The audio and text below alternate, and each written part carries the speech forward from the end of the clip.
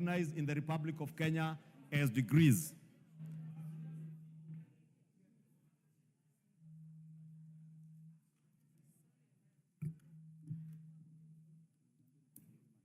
Honorable Speaker, in considering the suitability of nominees for appointment, the committee paid due regard to the constitutional and statutory requirements relating to the offices in question and whether the nominees' abilities, their experience, and qualities met the needs of the said offices. Further, Honorable Speaker, the committee was guided by the constitutional and statutory requirements, such as our national values and principles of governance. All these nominees and have time to debate. That, Honorable Speaker, all the 21, including the Attorney General,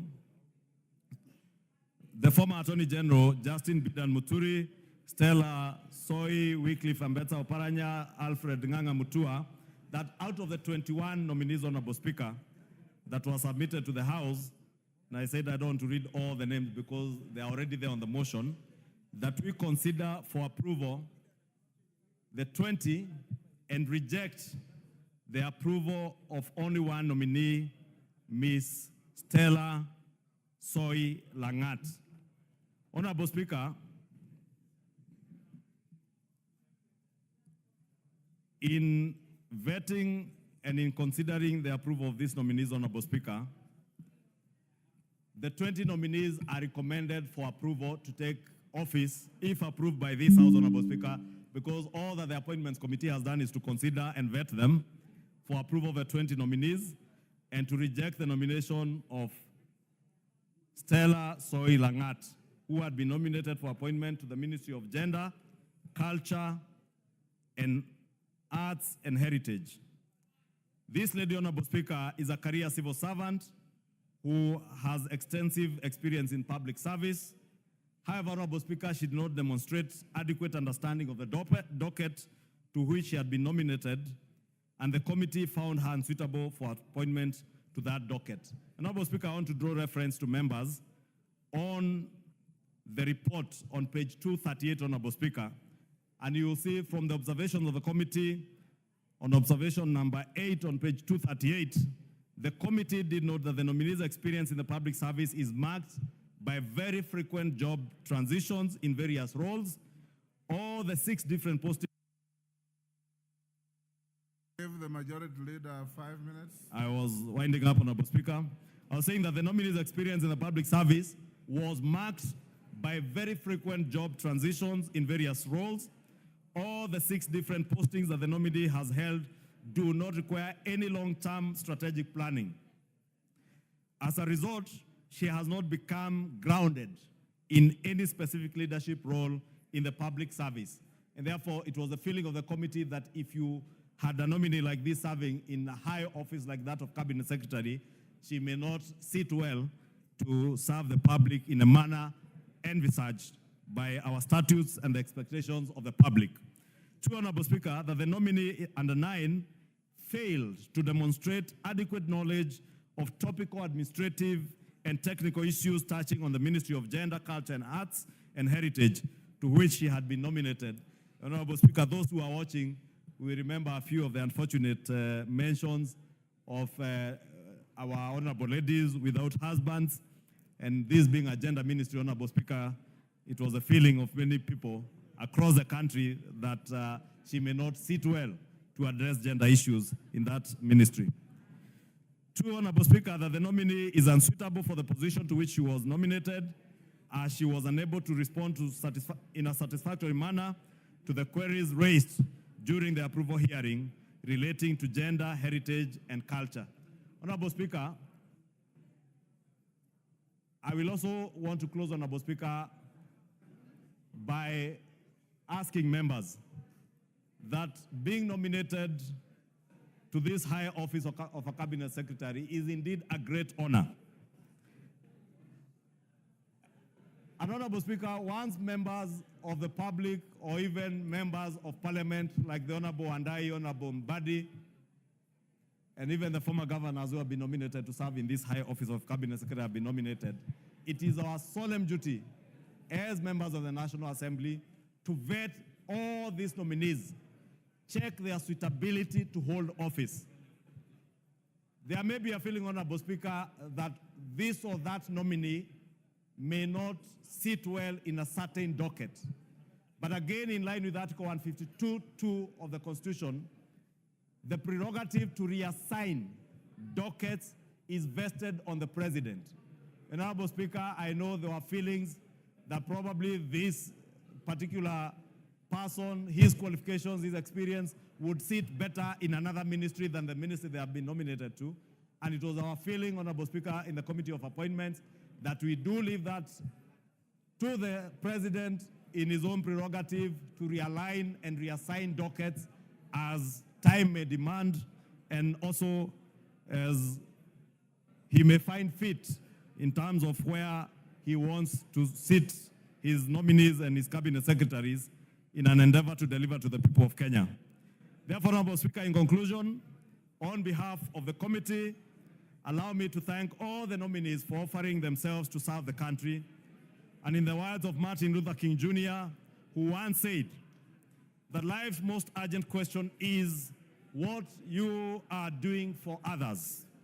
As leaders, Honorable Speaker, we should always be guided by what is best for the people of Kenya.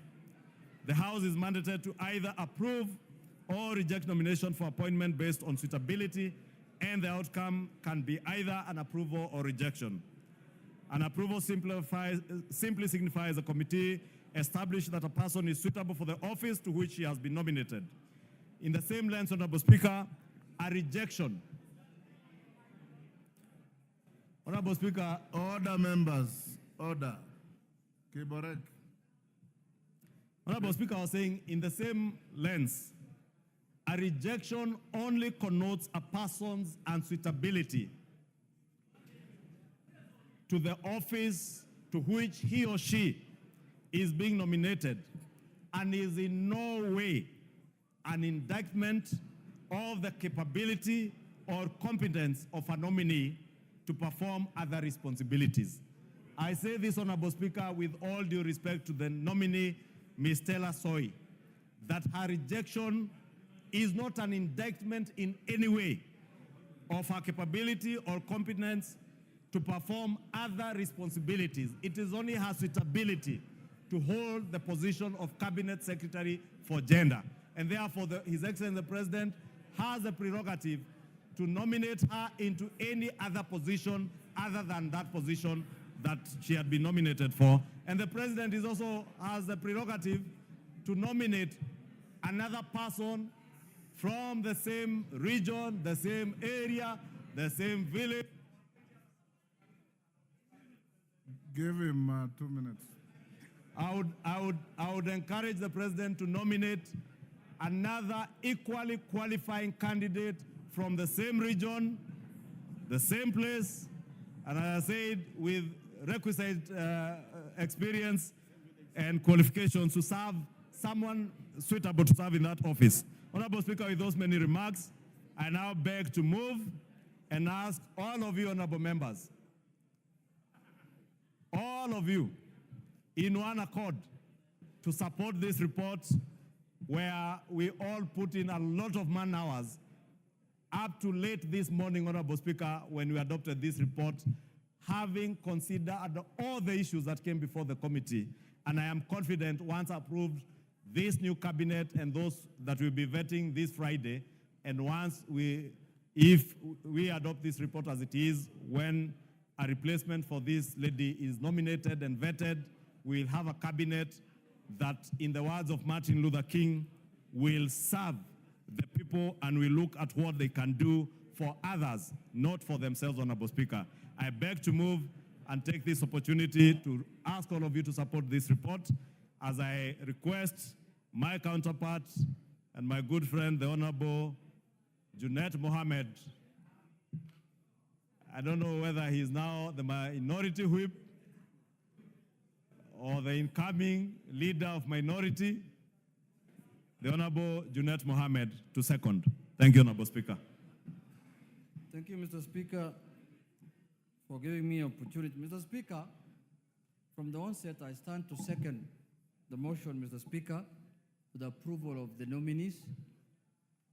And Mr. Speaker, also support the motion because, Mr. Speaker, this is, as you said earlier, constitutional responsibility of this House to make sure that this country has a cabinet secretary, Mr. Speaker. As you are aware, Mr. Speaker, previously, before this constitution, the president used to appoint cabinet ministers as he wishes and dismiss them as he wishes, Mr. Speaker. But now, under this new constitution, there is a requirement, constitutional requirement, that any nominee that has been brought by the president must be approved by this House.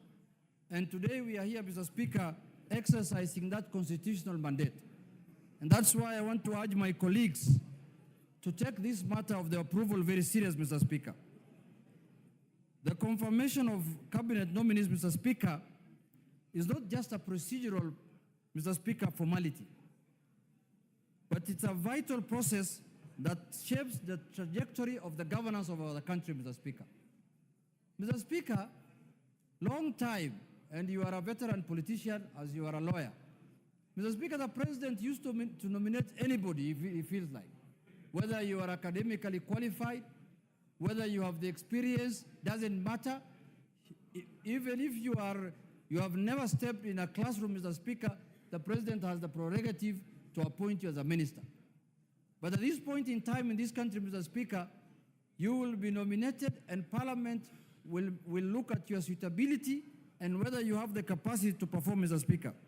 So for that reason, Mr. Speaker, these nominees went through rigorous evaluation, Mr. Speaker, and looked at the experiences, Mr. Speaker. And I want to take this opportunity to thank you as the chairman of the committee, because this committee has put a lot of man-hour into this matter, Mr. Speaker, took a lot of time to scrutinize these members, Mr. Speaker.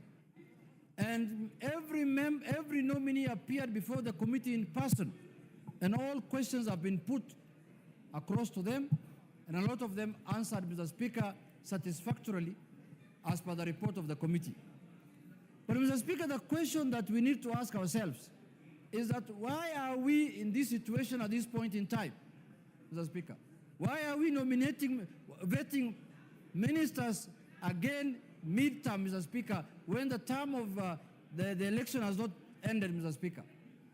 Mr. Speaker, we have found ourselves in this situation because of our own making, Mr. Speaker.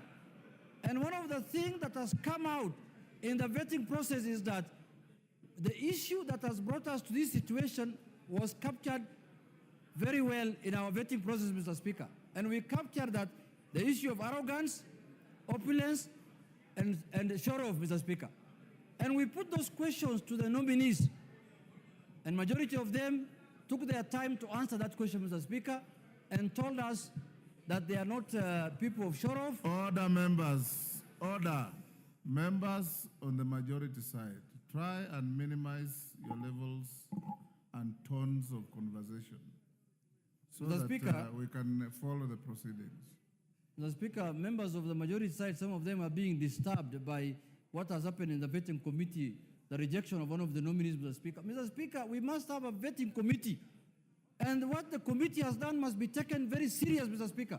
The committee spent many man-hours to check on the suitability of every candidate, Mr. Speaker. And the committee is not doing any victimization. The committee is not doing any victimization.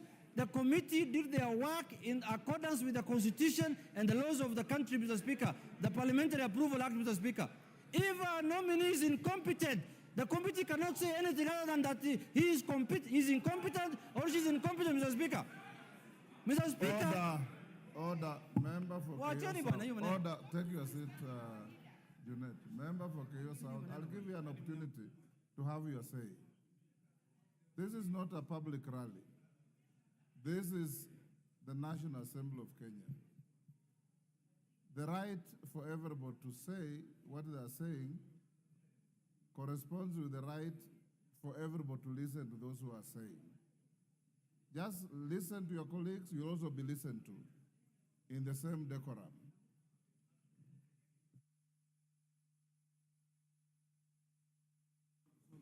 Mr. Speaker, when we say as a committee that someone is not suitable for this job. We are not imputing any improper motive of that person, Mr. Speaker. We are just saying that person is not suitable for this job. He can do another job elsewhere, Mr. Speaker. And Mr. Speaker, we are not here in this National Assembly to defend and protect anyone. We are just here to say the truth as it is, Mr. Speaker. So, Mr. Speaker, I want to say that the committee found majority of the nominees to be suitable for the job they have been given. Mr. Speaker, it is this House that can hold people accountable. We cannot hold members accountable outside this House, Mr. Speaker. It is our constitutional mandate to hold people accountable here, Mr. Speaker.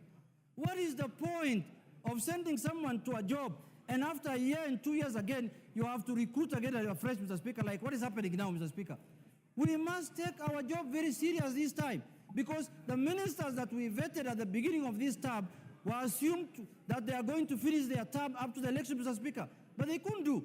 Out of 22 cabinet ministers who are in office, almost over 10 of them are not in office as we speak today, Mr. Speaker. 10 of them are at home.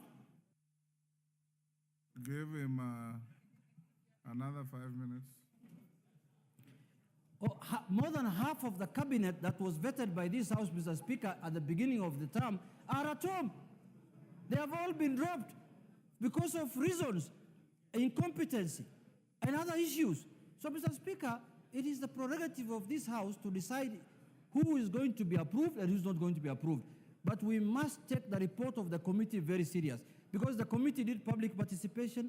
They interviewed the nominees, they listened to them, they looked at their CVs, they looked at their compliance documents, they looked at their physical appearance, they looked at their mental, everything, Mr. Speaker. So, Mr. Speaker, I urge this House, let us not belittle the report of the committee. The committee report is as important as what we are going to decide here, Mr. Speaker. Mr. Speaker, the other issue I want to say is that we looked very much on the issue of integrity and accountability, Mr. Speaker. There were allegations that have been raised by certain members. There were issues that were raised against, for example, a nominee, Honorable Oparanya, Mr. Speaker. Issues of corruption, and we clarified, we said that the EACC has written, and the Director of Public Prosecution wrote to Parliament and said that there are no charges against that nominee, Mr. Speaker. And based on that, we made a decision.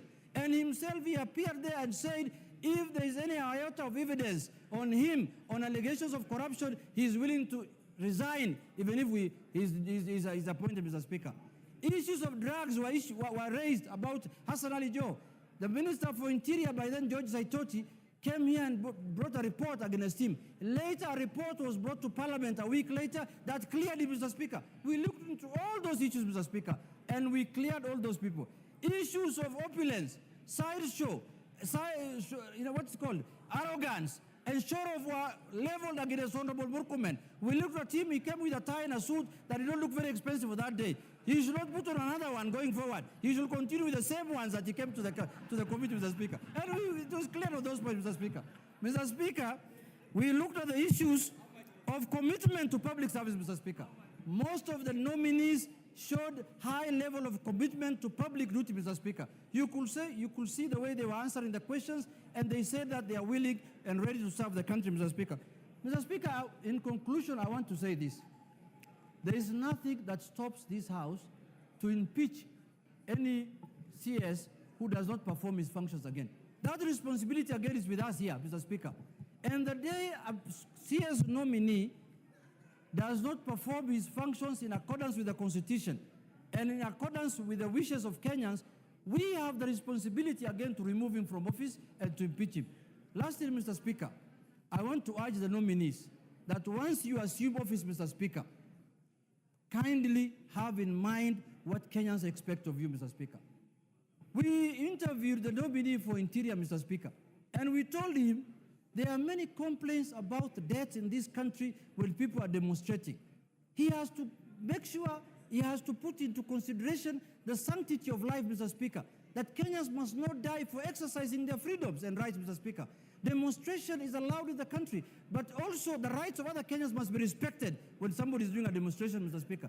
So we have looked at everything and everything that is possible, and we have concluded that 19 nominees are suitable for office. Mr. Speaker, what I am proud of today, Mr. Speaker, are my colleagues, whom I was with them in the same party, who have joined now the executive, Mr. Speaker. It has proved to me that the Raila Odinga Academy School of Politics is the best school of politics in this country, Mr. Speaker. Look at the kind of nominees they have donated to the executive, Mr. Speaker. Hassan Ali Joho, Oparanya, Upio Wandai, and Mbadi, Mr. Speaker. Those are the best nominees this country can have, Mr. Speaker. The best experts this country can have, Mr. Speaker. When they appeared before the committee, Mr. Speaker, the committee was perplexed. They said, we didn't know ODM have this kind of expertise, Mr. Speaker. We thought ODM is just hecklers and people who throw stones, people who make noise in this town, Mr. Speaker. But now we have proved to Kenyans and to the public and to this House that the best expertise is found in ODM, Mr. Speaker. Those few remarks, Mr. Speaker, I second, Mr. Speaker. Order. Honorable members. Order. Take your seat. Honorable members, I now propose the question, which is that taking into consideration the findings of the Committee on Appointments and its second report on the vetting of the nominees for appointment to the offices of Cabinet Secretaries, laid on the table of the House today, Wednesday, 7th August 2024, and pursuant to the provisions of Article 152(2) of the Constitution and Section 3 and 8 of the Public Appointments Parliamentary Approval Act 2011, this House, 1, approves the appointment of the following persons as Cabinet Secretaries. Honorable Professor Kithure Kindiki, EGH, Ministry of Interior and National Administration. We are not calling a vote. I'm proposing a question. Dr. Deborah Mulongo Barasa, Minister of Health. Honorable Alice Wahome, EGH, Minister of Trade, Public Works, Housing and Urban Development. Mr. Julius Migos Ogamba, EBS, Minister of Education. Honorable Rosalinda Soipan Tuya, EGH, Minister of Defense. Dr. Andrew Mwihia Karanja, Minister of Agriculture and Livestock Development. Honorable Aden Bare Duale, EGH, Minister of Environment, Climate Change and Forestry. Mr. Eric Murithi Muga, Minister of Water, Sanitation and Irrigation. Mr. Davis Chirchir, EGH, Minister of Roads and Transport. Dr. Margaret Nyambura Ndungu, Minister of Information, Communication and the Digital Economy. Honorable John Bandi Ngongo, EGH, the National Treasury and Economic Planning. Honorable Salim Mvuria Mugala, EGH, Cabinet Secretary, Ministry of Investment, Trade and Industry. Ms. Rebecca Miano, EGH, Cabinet Secretary, Minister of Tourism and Wildlife. Honorable James Opio Wandai, EGH, Cabinet Secretary, Minister of Energy and Petroleum. Honorable Onesimus Kipchumba Murkomen, EGH, Cabinet Secretary, Minister of Youth Affairs, Creative Economy and Sports. Honorable Ali Hassan Ali Joho, EGH, Cabinet Secretary, Minister of Mining, Blue Economy and Maritime Affairs. Honorable Dr. Alfred Nganga Mutua, EGH, Cabinet Secretary, Minister of Labor and Social Protection. Honorable Wycliffe Ambetsa Oparanya, EGH, Cabinet Secretary, Minister of Cooperatives and Micro, Small and Medium Enterprises, MSME Development. Honorable Justin Bedan Njoka Muturi, EGH, Cabinet Secretary, Minister of Public Service and Human Capital Development. And Roman 2 rejects the appointment of Ms. Stella Soy Langat as the Cabinet Secretary, Minister of Gender, Culture, the Arts and Heritage.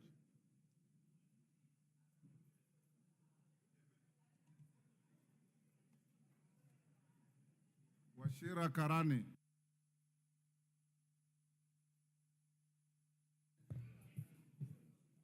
Thank you very much, Mr. Speaker. It's called to speak. You have all agreed to talk for 3 minutes. Correct. So compose your thoughts and deliver your point in 3 minutes. Thank you very much, Mr. Speaker. I want to support the report by the committee on the nominations of various persons to the cabinet. I am particularly impressed, Mr. Speaker, by the first candidate, the nominee for internal security. I want to declare here in this parliament, I come from Laikipia, where in the past we have been having a lot of incidents of insecurity. Our people have been living in hell. But since that person was appointed cabinet secretary in 2022, he has calmed the area. In my area, Mr. Speaker, people used to be killed, animals stolen, women raped, others maimed, but things have changed. I'm sure even the members who come from North Rift will agree with me that things have changed in our region. This is one cabinet secretary, Mr. Speaker, who speaks very little, but does a lot. In the past, a previous government, we had in a similar position somebody who was very, very boastful. He would talk a lot, he would shout, but eventually he was doing very little. Today things have changed. I remember some time back, Mr. Speaker, the previous cabinet secretary in the previous government came to my place. People had been killed, and he talked very, very, very tough. He said he will bring us commandos who will be working with us there, and such incidents will never be repeated. But the same night, Mr. Speaker, when the cabinet secretary took his plane and went back to Nairobi, bandits descended on our area. They killed 7 people. They carried a lot of livestock. Today, things are different. I therefore support Mr. Speaker. Thank you.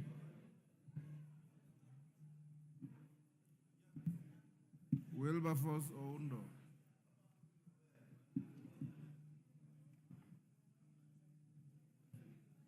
Thank you, Honorable Speaker.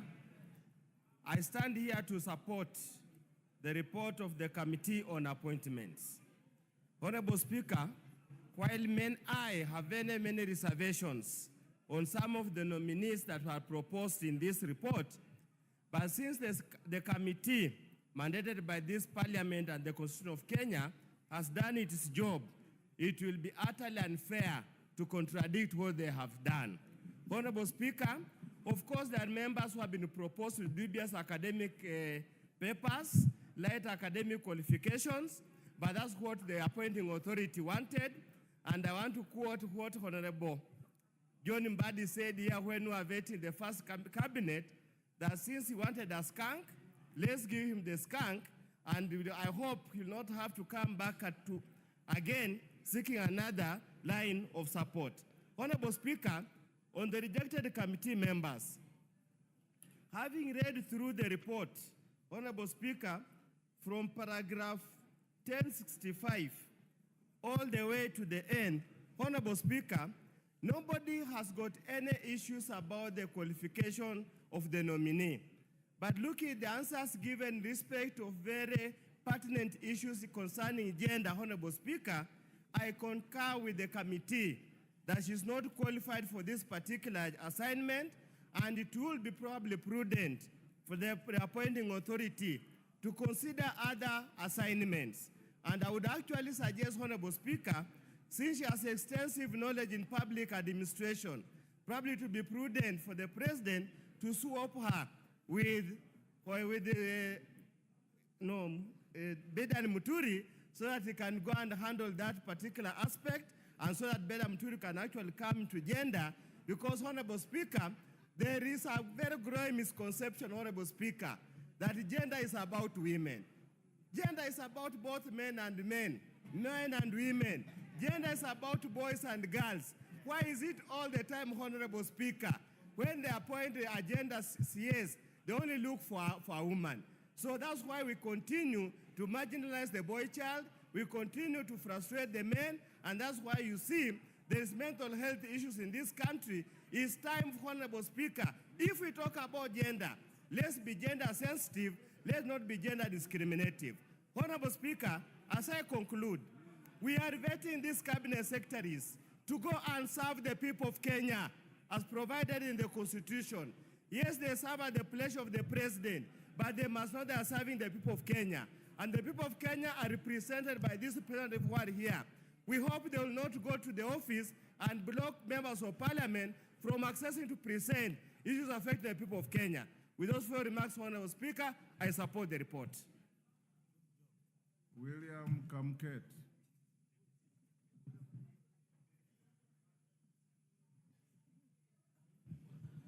Thank you, Mr. Speaker. Mr. Speaker, I rise to support the report of the committee. Mr. Speaker, I want to say this, that the President took the opportunity to reorganize his cabinet midterm, and that the opportunity that was presented to the President is an opportunity, Mr. Speaker, that was caused by some riots in this country. And I want to say, Mr. Speaker, that His Excellency the President is a lucky man. Because, Mr. Speaker, if the happenings that happened in this country did not happen the way they happened, Mr. Speaker, perhaps His Excellency would have limped with the same group towards a very dangerous road ahead as we move towards the next election. So I want to say, Mr. Speaker, that the appointments of the members of cabinet, that includes the members of the opposition, is something that has given this country a fresh impetus and a fresh start. And the President has demonstrated that indeed he listens, Mr. Speaker, and that, Mr. Speaker, that he has a big heart, that even in victory, Mr. Speaker, he has been magnanimous and has offered an olive branch to the members of the opposition to come and serve together with him in the same cabinet. And that demonstrates one thing, Mr. Speaker, that we are all Kenyans. At the end of the day, even if we agree or disagree on anything or on any matter, we are all Kenyans. And that there is only one country that we all belong to. This is the Republic of Kenya, Mr. Speaker. Mr. Speaker, I want to echo what the Honorable Member for Laikipia West said. Mr. Speaker, I want to single out the Minister, the nominee for Interior. I want to say, Mr. Speaker, that gentleman has done a good job in the North Rift. Where I come from, whatever measures he has put in place, I am happy, Mr. Speaker, that he has been given a second chance to come and finish the job he began. Mr. Speaker, sir, with those few remarks, I beg to support, Mr. Speaker. Beatrice Elachi. Thank you, Mr. Speaker. Mr. Speaker, I also rise to support the report with also a very heavy heart, Mr. Speaker, that it is always women who come are vetted and will always find themselves in the situation Zoe is finding herself. But having said that, Mr. Speaker, I think it is important to understand that we are coming from a very delicate situation. I want to appreciate all the nominees, and I just want to tell them this. You come at a time when Kenyans felt those who have gone home became very proud, never understood who was at the gate, never understood whether they have challenges. They are human beings. Learn to appreciate your team, starting from even your T-girl, that you are able even just to ask, how is she or how is he? And Mr. Speaker, those are the few things, just small values that Kenyans feel, even us, that when you get a title, you get entitled and you think you have now become beyond the president. They should remember we have a president. They have gone to support the president. He has not appointed you to become another president in your ministry. He has appointed you to come and serve now his Kenyans. And therefore, Mr. Speaker, even as we say we have 3 minutes in this report, one thing I'll say, we have to change the Appointments Act and put in very serious questions that we need to ask this country. That when you come and say my wealth is this amount, it is always good to expound so that Kenyans don't start thinking, oh, you are doing tenders with government, or that is why you have made your money, or this. No, just expound and explain. But we cannot right now blame the nominees. We can only blame our act the way it is. And so it's important to really amend. We will want to know whether in the neighborhood that you stay, are you a member of the association within your neighborhood? How do you relate with your neighbors? Because you are coming to handle people. And that is the other thing Kenyans were really crying. So I support it, and I say it is time that they know it is time to work. Thank you, Mr. Speaker. Thank you. Rindikiri. Yeah, thank you, Mr. Speaker. I realize to associate myself with the report of the committee, and I say from the outlet, we need to support this report. Mr. Speaker, I have studied part of the report, and I've picked two reports I was very keen on, and one of them is the CS nominee for water, sanitation, and irrigation. Mr. Speaker, when we all watched Mr. Eric articulate the issues of water, I came to a conclusion that this is a nominee who is ready to stand. It's a nominee who is ready, demonstrating the potential to learn more and to lead the ministry. Mr. Speaker, let this nominee be a good example to other young people who are professionals, who are ready to steer. He is not a pollutant candidate. I support that nomination. Mr. Speaker, I really truly identify myself with Professor Kindiki. Mr. Speaker, this is the CS who has put his life in danger. He has visited all the dangerous zones of this country. We know there are zones where the banditry, Al-Shabaab, etc., etc. Mr. Speaker, if one has demonstrated taking a risk, being in the combat front, Mr. Speaker, that is a very nice nomination. Mr. Speaker, he is a person who is available. When you call him, he turns your calls. Mr. Speaker, he writes back and he says he is going to refer back. Mr. Speaker, this is one cabinet secretary who has welcomed members of parliament and the public in his office. I remember, Mr. Speaker, when the cattle wrestling became very intensive in Meru, he came to hold Balasas himself. He is one person, Mr. Speaker, who keeps his promises. Mr. Speaker, as we nominate, we want to enhance the position of this CS. Mr. Speaker, we need as a house to address the operation of the security system. The Inspector General of Police is a center of weakness. Mr. Speaker, we have to address that because many people see the weaknesses of Kindiki because of the weakness of the Inspector General. Mr. Speaker, with those few remarks, I support. Zamzam. Asante sana Mheshimiwa Spika, na mimi niweze kuchangia mada ya leo ya mawaziri ambao wameweza kuteuliwa. Mheshimiwa Spika, Mheshimiwa Spika, kwanza natoa support yangu kubwa na kuweza kuwapongeza kamati ambayo iliwafanyia vetting. Mheshimiwa Spika, Mheshimiwa Spika, mimi leo nina furaha kubwa kuweza kusema kuwa tumepata waziri ambaye atatusaidia sana katika mining na blue economy. Mheshimiwa Spika. Yes, Chonga. Thank you, Mr. Speaker.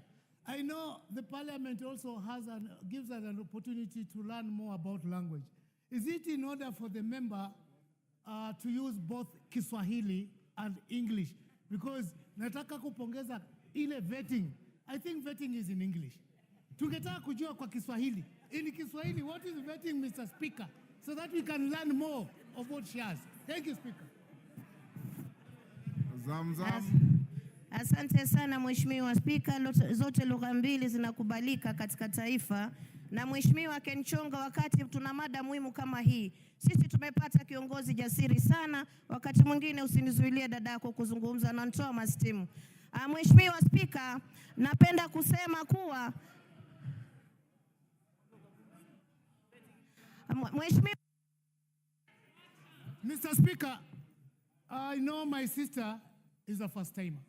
But what we know that, just a moment, what I know, you either express yourself in English or express yourself in Kiswahili, but you cannot mix the two, Mr. Speaker. And if that is the trajectory that is going to be, kindly, Mr. Speaker, give a ruling to the same. Order, honorable members. Order. Order, honorable members. Order. Order, Owen Bayer. Take your seats. Honorable Chonga, linguistic development is not limited. You can, when you contribute here, if you start in English, you must finish in English. If you start in Swahili, you can finish in Swahili. You must finish in Swahili. But in between, that's not what he's saying. Picking a word, vetting, and inserting it in a Kiswahili prose does not deviate from the norm of starting with one language and veering on. For the simple reason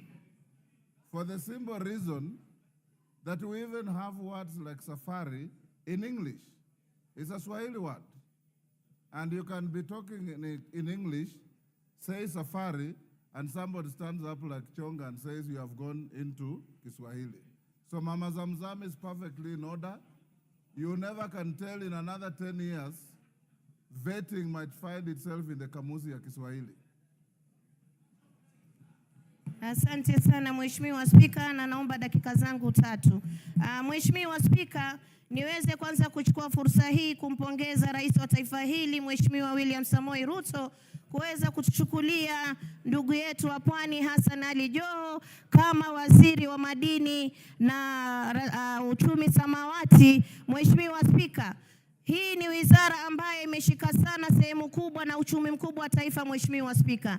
Na mimi naamini kuwa huo weledi wake wa uongozi, vile tunavyomjua, ataweza kuhakikisha kuwa madini yanaleta faida kubwa sana katika taifa, na kuhakikisha kuwa wale watu wanaokaa sehemu ambayo tunatoa haya madini wanaweza kupata haki yao, Mheshimiwa Spika. Mheshimiwa Spika, kuna wakati katika taifa hili Mheshimiwa Hassan Ali Joho alikuwa akisimangwa, na mimi nataka nimpongeze kiongozi wa wengi kusema kuwa watoto wengi wako darasani, Mheshimiwa Spika, na wengi kwa sababu ya ukosefu wa karo na mambo mengi ambayo yanawatoa darasani, Mheshimiwa Spika, wengi hawakuweza kufanya vizuri katika masomo. Lakini hiyo haikuwa mwisho, na nimpongeze ndugu yangu Hassan Ali Joho, aliweza kuigeuza akaweza kujisomesha mwenyewe, na sasa anafanya masters, Mheshimiwa Spika, na na uhakika kuwa kuweza kufanya kazi kwa uweledi na kuongoza taifa la Kenya liweze kwenda mbele, Mheshimiwa Spika. Mimi namuombea Mungu aweze kumtangulia mbele, na najua na nguvu na uwezo wa kuweza kufanya wizara ya madini na uchumi samawati uweze kuinuka, Mheshimiwa Spika. Mheshimiwa Spika, niongelee pia huyu dada yetu Mheshimiwa Stella ambaye ameweza kuwekwa kando, Mheshimiwa Spika. Hii ni wizara ya kina mama, na wizara ya kina mama inataka kiongozi ambaye ama waziri ambaye anatuelewa zaidi kwa nini kwanza tulipata wizara hii. Mheshimiwa Spika, ilikuwa dhahiri kuwa dada yangu Stella hakuweza kuelewa hii docket ilikuwa inazungumzia nini, Mheshimiwa Spika. Na ndio maana tunasema, najua ilikuwa inatolewa katika region tofauti, hata wale ambao wametoka kule waweza wakatuletea mama mwingine ambaye amepigwa msasa vizuri, anaweza kuhudumu katika hii wizara bila kuleta sintofahamu, Mheshimiwa Spika. Kwa hiyo hii list nyingine yote mimi naisupport, Mheshimiwa Spika, na napenda kusema Hassan Joho, chapa kazi, tuko nyuma yako. Asante sana Mheshimiwa Spika. Honorable McClap. Mr. Speaker, first I rise to support the report of this committee. The question, Mr. Speaker, that we ask ourselves, did we see the vetting committee doing their job? Did they spend time looking and examining the suitability of these nominees? The answer is yes. I don't think in my own sense that the time you spend on Sunday when you are supposed to go to church was in vain. But it was a time to scrutinize people who will serve Kenya regardless of where they come from and their color and their religion. That is what you did on Sunday. Mr. Speaker, when nominees are vetted and brought to this House to be approved or disapproved, Mr. Speaker, once they get favor of this House and be appointed, Mr. Speaker, regardless of where they come from, they will serve all Kenyans, Mr. Speaker, regardless of their communities. I expected the CS for Treasury, one honorable party, to serve the people of Kenya, including Baringo, where we did not have any minister, Mr. Speaker. We expect the Minister Joe to serve all Kenyans, Mr. Speaker. So ministers that shall get the favor of this House, Mr. Speaker, shall diligently serve the president, the appointing authority, and the people of Kenya, Mr. Speaker. That is underlined, Mr. Speaker. They are not supposed to serve their party leaders, but serve the presidency and the appointing authority and the people of Kenya. That is supposed to be underlined, Mr. Speaker. Number two, Mr. Speaker, is that ministers that showed performance were rewarded. I come from a county that has been rampaged by banditry, and one Professor Kindiki is a professor of law, but he has excelled in security, Mr. Speaker. Today, the people of Baringo are able to sleep because of how much time Professor Kindiki spent in the bush. In fact, most of the time, you find Kindiki across Kenya. Mr. Speaker, I also call upon the ministers, if they are in favor, Mr. Speaker, of this House, that they need to understand there are technocrats who work in the ministries, not to overrun them, not to assume the members of parliament whom we spend a lot of time approving them here and later on try to disobey what we present to them, Mr. Speaker. We are the people's representative. We represent the interest of the people. Any member of parliament that will go to any office of the cabinet secretary, it is no longer business as usual, as you used to do. It is now business to serve the people of Kenya in a manner that will please Kenya and bring prosperity to this nation. This nation was living, Mr. Speaker, but an opportunity has come to correct all the wrong things, including opulence, so that Kenyans will get people who serve them. Mr. Speaker, finally, Mr. Speaker, the government is big. The single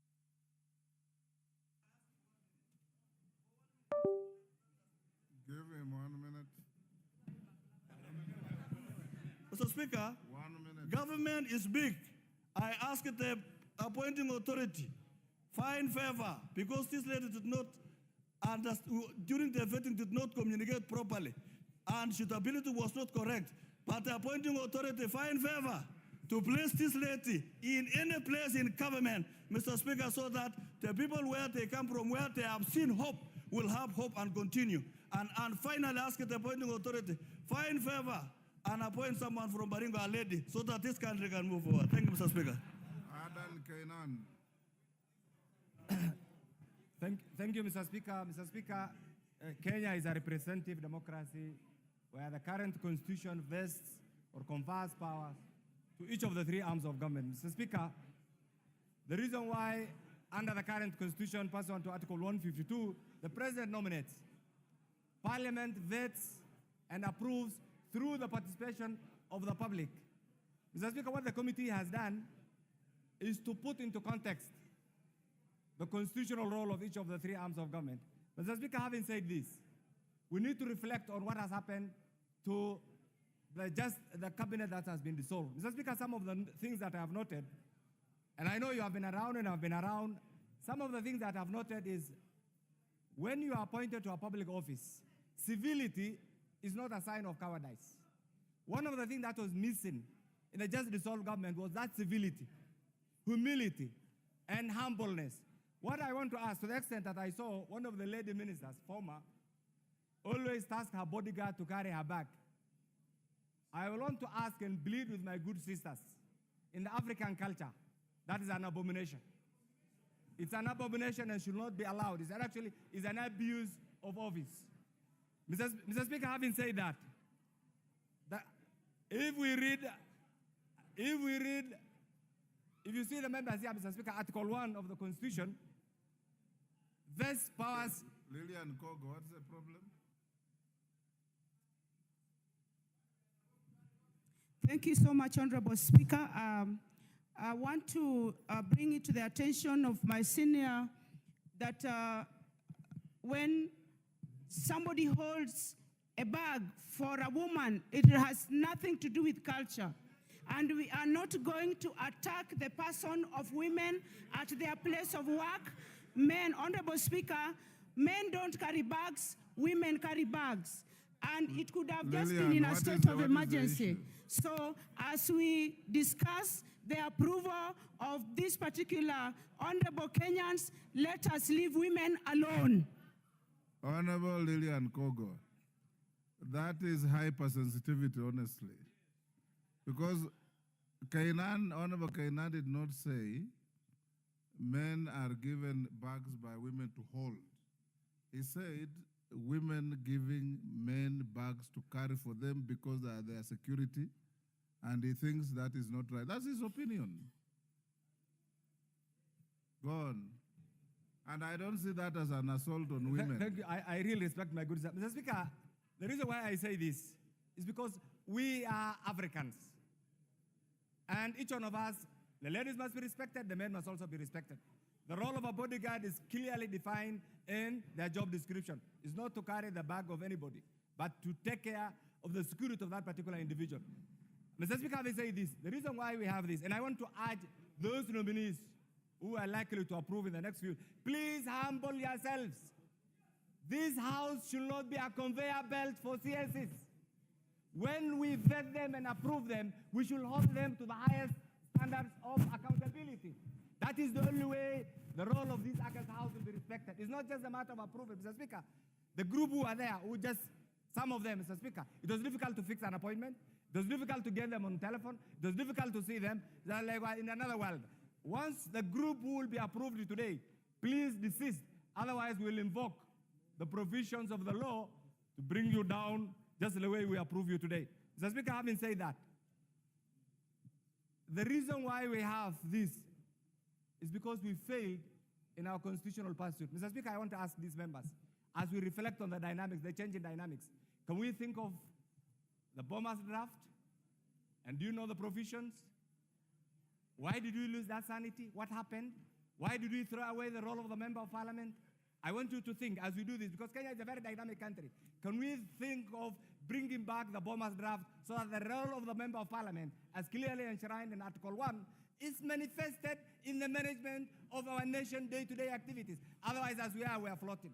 The Speaker, finally, as I conclude this, we have a country. Once you have been appointed, and I want to proudly say, when the young Hassan Joho was elected in 2007, he was my vice chair in the Committee of Defense and Foreign Relations. And I can tell you, regardless of anything that has been said, Hassan Joho remained a resilient, a highly focused, and a well-placed individual in anything that he touched. Even during when he was my vice chair, that is one thing that he clearly demonstrated. But once you are appointed, you are no longer a cost Kingsby in Madam Zamzam. He remains a property of the 50 million Kenyans. And I think now he should move from the coastal politics and contribute to the national well-being of Kenya. Mr. Speaker, for those who have said that the group who have been appointed are products of particular school of thought, I agree. Each one of us remains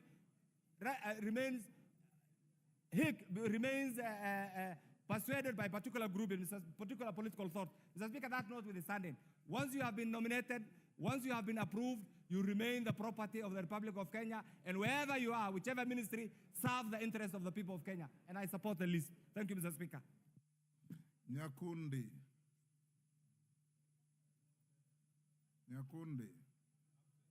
You log in and then you leave. Member for Turkana, is it sent? Member for Nicholas, that's Nicholas Gigor, member for Turkana East.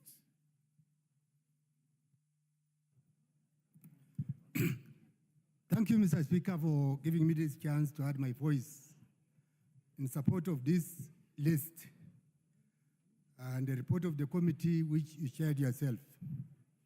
Mr. Speaker, I've gone through the list, the reports, and what I'm seeing from the report is that all the nominees which the the committee, they have passed on and brought the report this house. There are Kenyans who, according to the report, will be ready to serve in their respective ministries they have been nominated to head. Mr. Speaker, I will just particularly want to go to specific nominees of different ministries, starting the nominee for Ministry for Interior. Mr. Speaker, I would like to echo the report from by the committee on this particular nominee, that this man, after being given this position in the first place, and me coming from the region, which is termed as the bandit zone, that is the North Rift. Mr. Speaker, Professor Kindiki has done a great job in the North Rift. And since the time he was given that position in the last appointment, Mr. Kindiki has done a good job in the North Rift. And given this time also to continue in the same docket, Mr. Speaker, Mr. Kindiki is going to give the people of the North Rift what they have been looking for all these years when it comes to matters of security. Mr. Speaker, when we talk again, when we look at the list again, this lady, which it has been given the docket of the Minister for Defense. Mr. Speaker, why this lady, she has been in the first place and coming from the pastoral community. You know, we pastoralists, we do our job without being even, we don't look for supervision. And I believe this lady, she is going to do a good job in this docket and is going to show the community, the communities and the countries that she is the right person for that position. And also the Minister for Environment, Mr. Adan Duale. I think now is in the... Member for Moyale.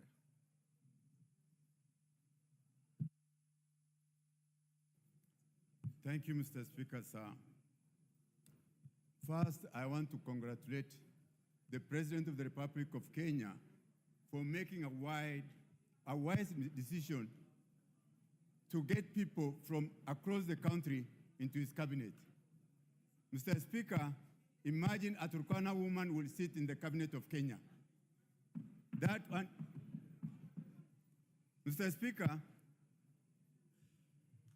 for a long time, the Ministry of Health has been suffering from non-medics at the helm. Today, we have a qualified, competent physician who is going to head the Ministry of Health. And that person is even a female for that matter. That is the biggest achievement for the Republic of Kenya and for the medical fraternity, that a medical doctor for a long time is going to sit in the cabinet and advance the decisions for the country. In the board, Mr. Speaker, I see an opportunity both for the profession to influence leadership. As a doctor, she's technically sound and willing to learn and work with the team, very highly competent medical team that will advance the healthcare system in the country to a higher level. I think through her, I see an opportunity that we shall be able to achieve the universal health coverage. For the other ministers, there are ministers who have been away from their offices. They have been operating from private offices. They do not answer people's phone calls. And I think it's an opportunity for them to rethink about what they are doing and change their standard. But for the president, I repeat, the president has actually destroyed the opposition. He has brought the country into one table where we shall all work together as a team. And with those, I support the committee report. For the lady who was rejected, as a gynecologist, I have a sympathy that I wish she's not rejected.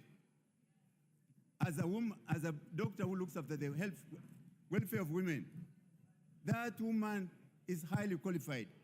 She is Director of Administration in Office Interior. Why should she not be able to perform well at the interview? So I know the president knows when he picked her, and I hope she'll be chosen. Member for Malava.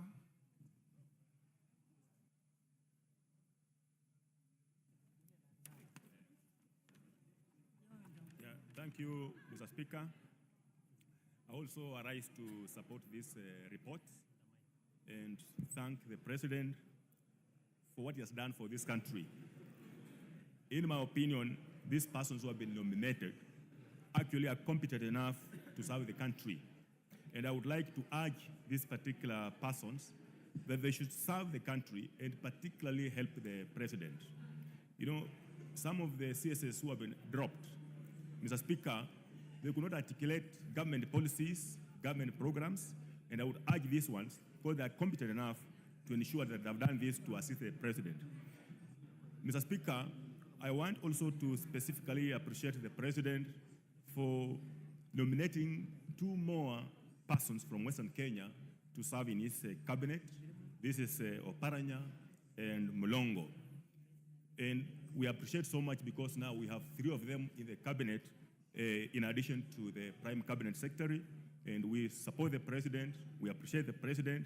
It's only that I may also wish to ask Oparanya. He has been outstanding in his performance. When he was Minister for Planning, he did so well.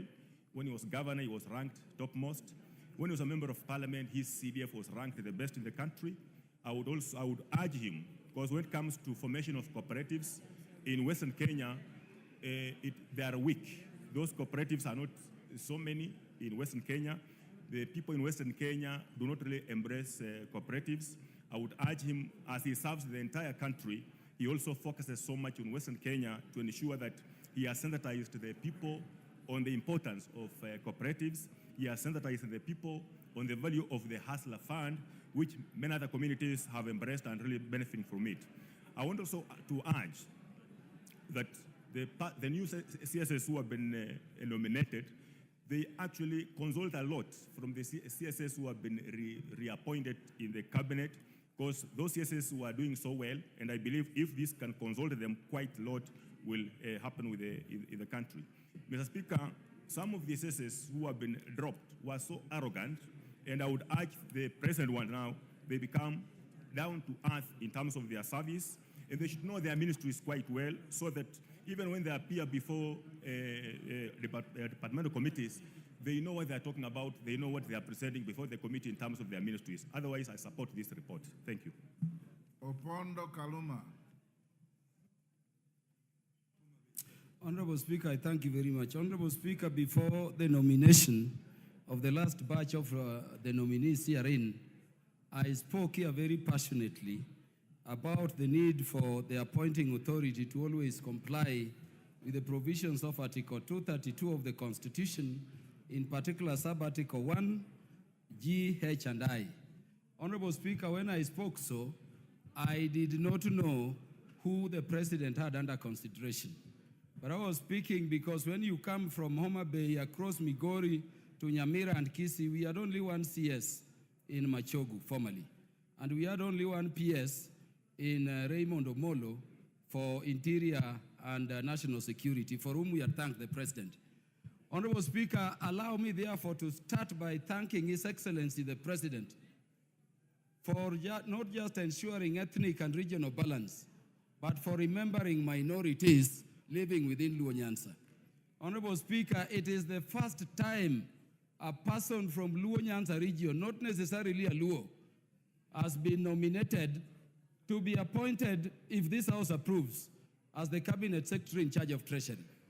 Honorable Speaker, it is also the first time we are having that ministry and also a person in charge of the energy docket, if approved, from that same region. Yeah, order. Yes, Carol Omondi. Service time. To profile the Sudanese people as not necessarily Luos. Thank you, Honorable Speaker. Honorable Speaker, Honorable Karoli is a Suba, and Subas are minorities living within Luo Nyanza. They are not Luos. That is the fact of the matter. And so let me make that very clear. But I'm thanking the President because that appointment is within Luo region. Honorable Speaker, that in addition to the other nominations and of people whose integrity, whose competences we have tested in this House, make me very pleased. I also want to thank the President for nominating the former governor for Kakamega County, which was the best in terms of performance of counties, the Honorable Wycliffe Oparanya and Governor Joe. Honorable Speaker, let me end by thanking, as I thank the President, for appointing the Honorable Murkomen to the Ministry of Sports. You know, we forget Kenyans, but this was our best striker in Bunge Football Club, position 9, and I'm not worried at all that he's going to do very well. Honorable Speaker, having said that, let me make a comment on one thing that is very important. Honorable Speaker, the Committee on Appointments is the most powerful committee of this House. It is a committee chaired by none other than the Speaker of the National Assembly, who is the third in ranking in government. Honorable Speaker, when you look at this list, there are people who have been politicians as MPs, as governors, or have been ministers before having undergone vetting, except only 3. Honorable Speaker, you may therefore forgive those who never appeared to be well composed before the committee. Honorable Speaker, you know Dr. Barasa is my family doctor. I saw her look at you and she was very shaken before the members initially for the first 30 minutes. But you saw how she got composure as the vetting went on. Honorable Speaker, this lady called Stella Soilangat. This lady served as a divisional officer, assistant county commissioner in my area. This lady served as an assistant commissioner, county commissioner in my area. Let us forgive if she appears before you, the Honorable Speaker, with these serious members, Honorable Ichungu Abrejunet. Let us not judge her on failure to define one word called femicide and those others. This lady will deliver. And therefore, I support this Honorable Speaker, but I'm praying for a rejection or a disapproval of this part and its amendment so that this lady may also be included. Honorable Speaker, in the first parliament, we rejected Phyllis Kandie, and she performed very well, Malonza. Now it is this lady. What is our issue with the ladies that every vetting, at least some woman must be rejected? Honorable Speaker, I pray this amendment be made. Otherwise, I'm grateful.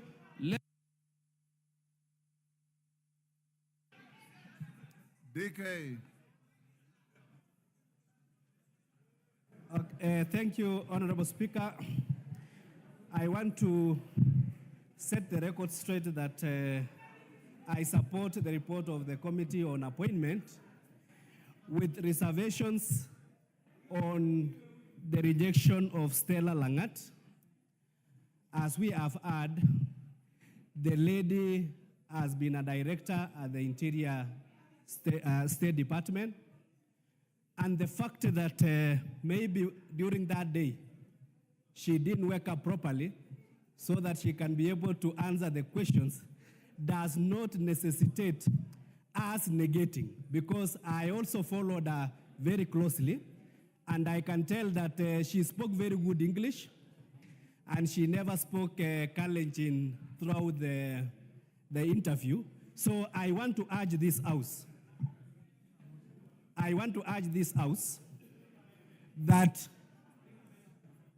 as we support our men and women who will be our cabinet secretaries by tomorrow, let us bring an amendment so that the way we supported CS Malonza, we also seek the indulgence of this House so that we can be able to save this very beautiful soul.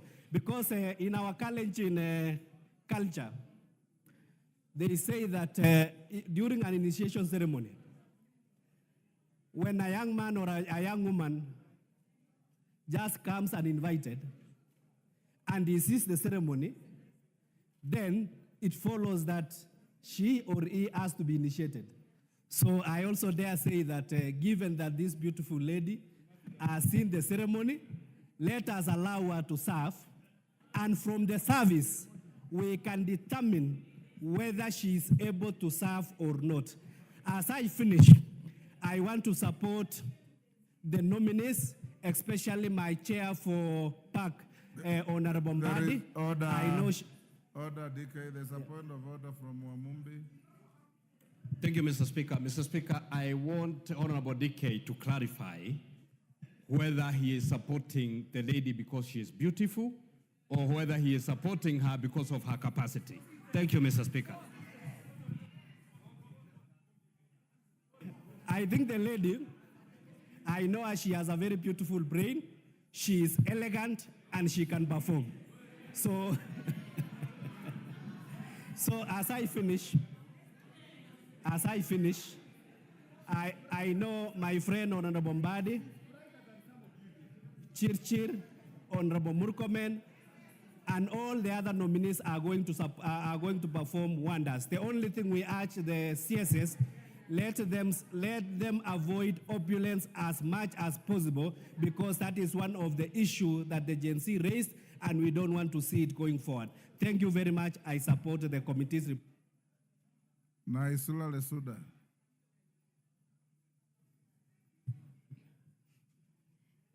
Thank you, Mr. Speaker. I do not want to belabor on the points that honorable members have already talked on or talked about.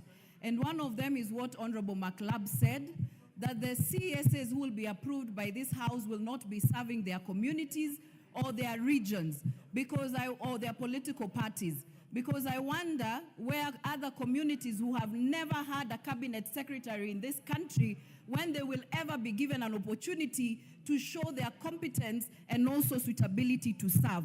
And so the CS nominees, we asked them whether they will serve their communities, and all of them told us no. And so I do not expect the members of parliament in this House to go and hold the CSs once they're in office hostage. Let the CSs work for all of us and for all the people of this country. Secondly, Mr. Speaker, I asked Honorable Mbadi the question whether he's a skunk, because the last time he called all the nominees the skunk and he gave the president. He told me, you will judge me whether I am a skunk once I'm in the office according to my work. I want to say and to tell Honorable Mbadi and all the nominees, if this House approve you, Naisula and many people in this House will hold you to account to all the things that you told Kenyans during the vetting process. And so we will do our work as opposition. And I've heard also some people here saying, oh, we are now one in government, there is no opposition. I want to tell you that some of us who are elected in the opposition will do our work. When the government does something good, we will say you have done well. When you have not, we will reject. I also want to call upon Kenyans that please let us also give His Excellency the President time to work. He was elected for 5 years. If you do not like him, please strategize how you will remove him through the constitutional means in 2027. Beat him at the ballot. That is what I also wanted to say. The CSS to do their work, members of parliament to do their work, the president to be given time to do his work. If he fails, we go that route constitutionally. Because if we go the anarchy way, you have seen Khartoum, you've seen Somalia. Even as an opposition member of parliament, I wouldn't want us to go that way. I would want also to say two things, Mr. Speaker. We will hold people like Honorable Kindiki. We have said Professor has done a very good job, but issues of abductions, issues of killing people also has to stop, even in our areas where we come from, Mr. Speaker. Finally, the issue of saying that even if a CS is weak, should be given a strong PS. The PS does not earn double money to do a CS's work and a PS. The CS to do their work of policy, leave. Member for Murang'a County.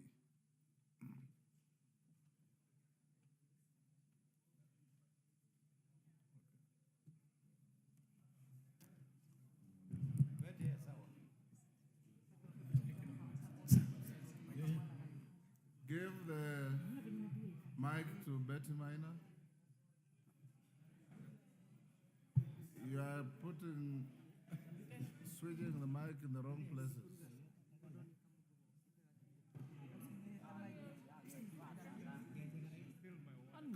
the problem? Thank you, Mr. Speaker. I rise to support the nominees, but Mr. Speaker, this time round, we have to be very, very clear as Parliament. We have not come to support leaders, to support regional politics and to support regional development, but to support every Kenyan at the national level. Mr. Speaker, we have had a problem of supporting leaders in this nation, and then the retreat in political and regional cocoons, supporting ethnic politics, and it has been a problem to all of us. Mr. Speaker, allow me to single out one Professor Kithure Kindiki. In the past, I have not been his great fan, but recently, I am one of his greatest fans. Professor Kithure Kindiki expressed a lot of wisdom and a lot of brains when he was doing his interview, Mr. Speaker. Previously, he did a lot of work to support this government, and he has been on record. He's not a regional leader, but he's a national leader. Mr. Speaker, we want to urge that this Parliament, we are a national Parliament, and we can only support national leaders, but not regional leaders or leaders who want to retreat to village cocoons. So, Mr. Speaker, I rise to support the nominees. Thank you. Thank you. Makali Mulu.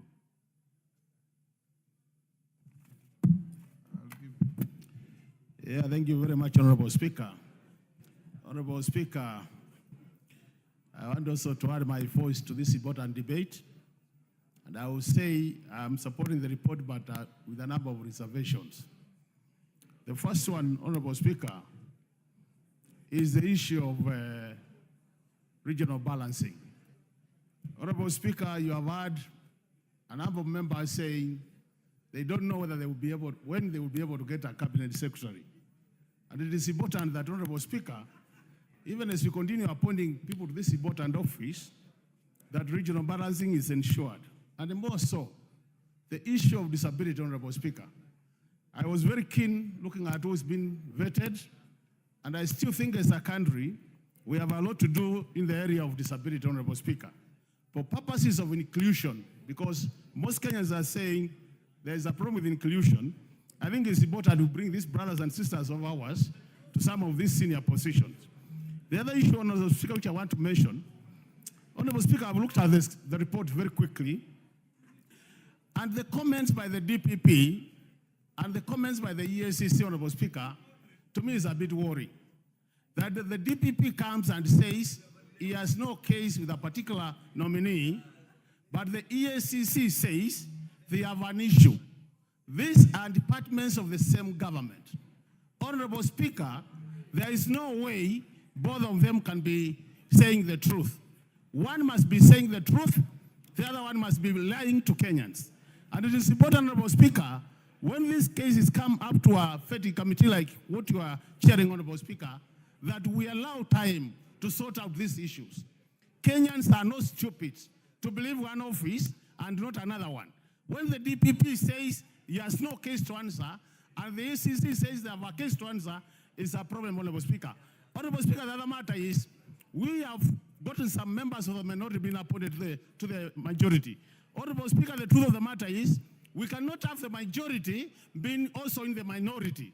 If you decide to be in the majority, please switch from the minority so that we improve oversight of this House. Honorable Speaker, it's not going to make sense to have watchdog committees of this House being chaired by people who claim to be in the minority when we know they are in the majority, Honorable Speaker. So, Honorable Speaker, it is very important that we get these things right. The issue of wealth declaration, Honorable Speaker, I've seen a number of members saying appreciation of property and assets. Honorable Speaker, it is very important that such matters, we do much more work to determine how this wealth changed over such a short time, Honorable Speaker. I was asking myself, if I worked for 30 years and I've made 200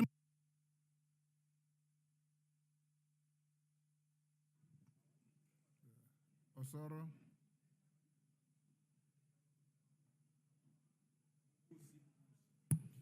Thank you very much, Honorable Speaker. Honorable Speaker, I also rise to support the report by the committee. But I also want to single out some few nominees that I observed 1, 2, or 3 things and learned something. Honorable Speaker, the nomination of the Honorable Ali Hassan Joho is an inspiration to so many young people out there who may have lost hope. That it really doesn't matter where you come from, how you scored in the grades that you got in high school. If you persist, and persevere, you will achieve your dreams. So, Honorable Speaker, this really should be a great inspiration. And even as I say that, Honorable Speaker, I'll also make on a light note and say those who are actually saying and talking about the opulence on some nominees or some former CSS, who is like the Honorable Onesmus Kipchumba Murkomen. I don't know how you'll talk about the Honorable Ali Hassan Joho, who also has a taste for good things. And this should actually go out there in public, that people should know, and every person outside there should know that you are not poor because somebody else is rich. You can actually learn something from a person instead of actually feeling bad that, okay, you are wearing this shirt or you are having a very expensive watch, you are putting on a very expensive watch because you took my money. Which money? I mean, people should be made to understand that people have got different tastes. There are people who love clothes, attires, there are people who love land, there are people who love big cars, and there are also people who love other forms of excitement and even traveling. So, Honorable Speaker, this was a great inspiration, Honorable Speaker, on Ali Hassan Joho. And number 2, Honorable Speaker, there was also an inspiration for the young people of Mr. Eric Mureithi Muga, a young man that appeared before you and even confessed not to be having a car. You know, he's been able to maneuver through the systems, maneuver through the network, and that clearly shows that your social network is a social net worth. And today, and I believe that when he gets his first salary, he'll be able to acquire himself a car. So this is a great inspiration. And finally, Honorable Speaker, I'm also very excited by the nomination of Mr. Julius Migos Ogamba.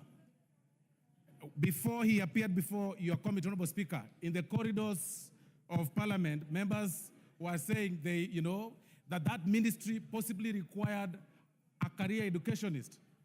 But the confirmation of his performance truly confirmed that this is a person who is competent to what he was actually appointed. Give him a minute and wind up. Thank you, Honorable Speaker. Sorry, I had missed the point that it was 1 minute. So this Julius Migos Ogamba performed very well, and I saw honorable members and even members of the public saying that he exceeded their expectations, being a career advocate of the High Court. That again shows that advocates are all round. They can actually do anything. You can be like you've seen Professor Kithure Kindiki and so many others, Honorable Speaker. So, Honorable Speaker, I really want to support this and also tell the nominees that once they assume office, not to make themselves some demigods, not to, develop what we call in basic language big heads, by pride and everything. Find a way to relate with every person and serve Kenyans, and this House will keep them in check on every action that they're gonna take while serving in office. I support, Honorable Speaker. Thank you. For Bumula. Thank you, Honorable Speaker, for this opportunity. And I will start by encouraging my colleagues that our role as members of Parliament is oversight. And we oversight as a House. We don't oversight as part of us. So it's really sickening when some members want to think they are in government or they are not in government, Honorable Speaker. We as a House, ours is to oversight. Not to forget what caused all this is that we had a cabinet that was not able to perform its duties. We had a cabinet that let the president down. We had a cabinet that let Kenyans down. And it gave an opportunity to the president to have a new cabinet, which we hope it's going to help him to serve Kenyans better. Honorable Speaker, We will continue oversighting because it's our responsibility as a house. Some of the colleagues that have joined the cabinet are members of this house. We expect nothing but performance. We expect nothing but good manners. Kenyans expect more, that they perform. They have been here. They know things that have been hurting Kenyans, that they go and perform and do good to Kenyans. That was a wake-up call for all of us, that Kenyans are still angry. I urge the President of the Republic of Kenya to continue doing more in ensuring that every other Kenyan must feel comfortable to live in Kenya, by ensuring that we have regional balance, by ensuring that every Kenya, it doesn't matter where they come from, but they must feel part and parcel of this country. And I want to congratulate my minority leader, Honorable Pio Wandayi. I want to congratulate Honorable Mbadi. I want to congratulate Honorable Joe. I want to congratulate my big brother, Honorable Paranya, and my sister, the Minister for Health, if we are going to approve them, that I know that they can do a good job. Please don't let Kenyans down. Honorable members, Kenyans out there are still watching us, are still looking at us to ensure that we continue oversighting this government so that we can have a better country for all of us. Thank you, Mr. Speaker, and I wish them all good. Asanteni. For Garsen and of Bura. Member for Bura.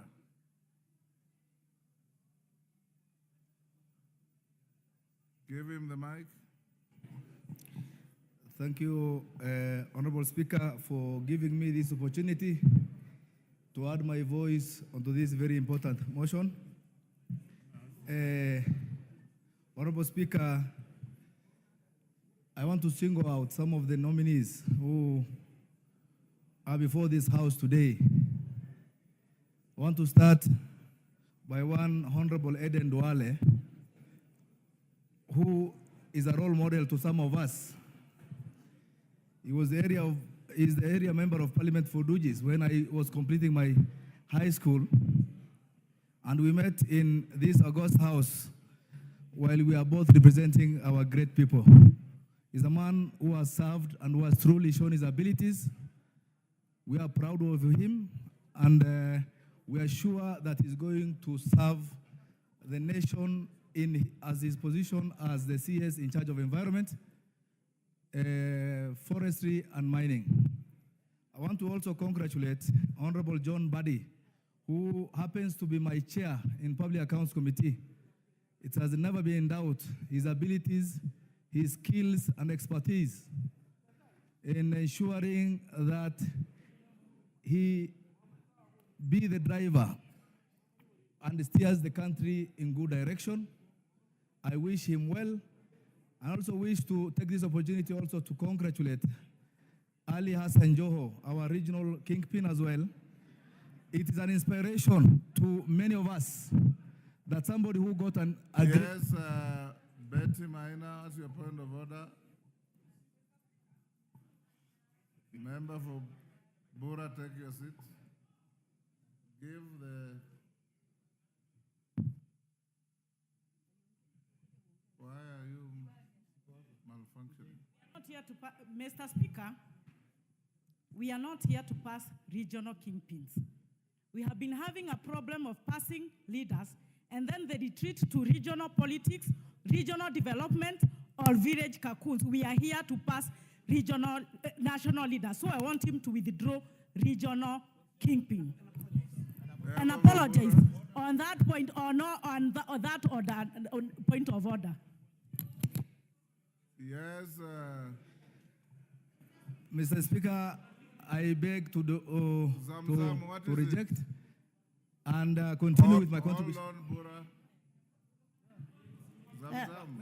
Mheshimiwa Spika, nataka nimkosoe pia dadangu Mheshimiwa Betty akisema regional kingpin. Huyo ndio yuko ni kingpin, hajasema kuwa hawezi kufanyia kazi Kenya nzima. Atafanyia Wakenya wote, lakini ifahamike Hassan Ali Joho ndio kingpin wa Coast Region na kule North Eastern yote. Asante sana Mheshimiwa Spika.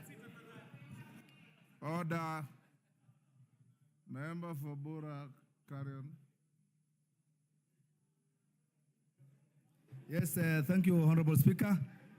I wish to conclude my contribution by saying that we support the nominees, and it is in our diversity, our regional background, that our strength lies in that. We are not saying that once somebody is a nominee from a certain area, he serves only that area. He will serve the Republic of Kenya.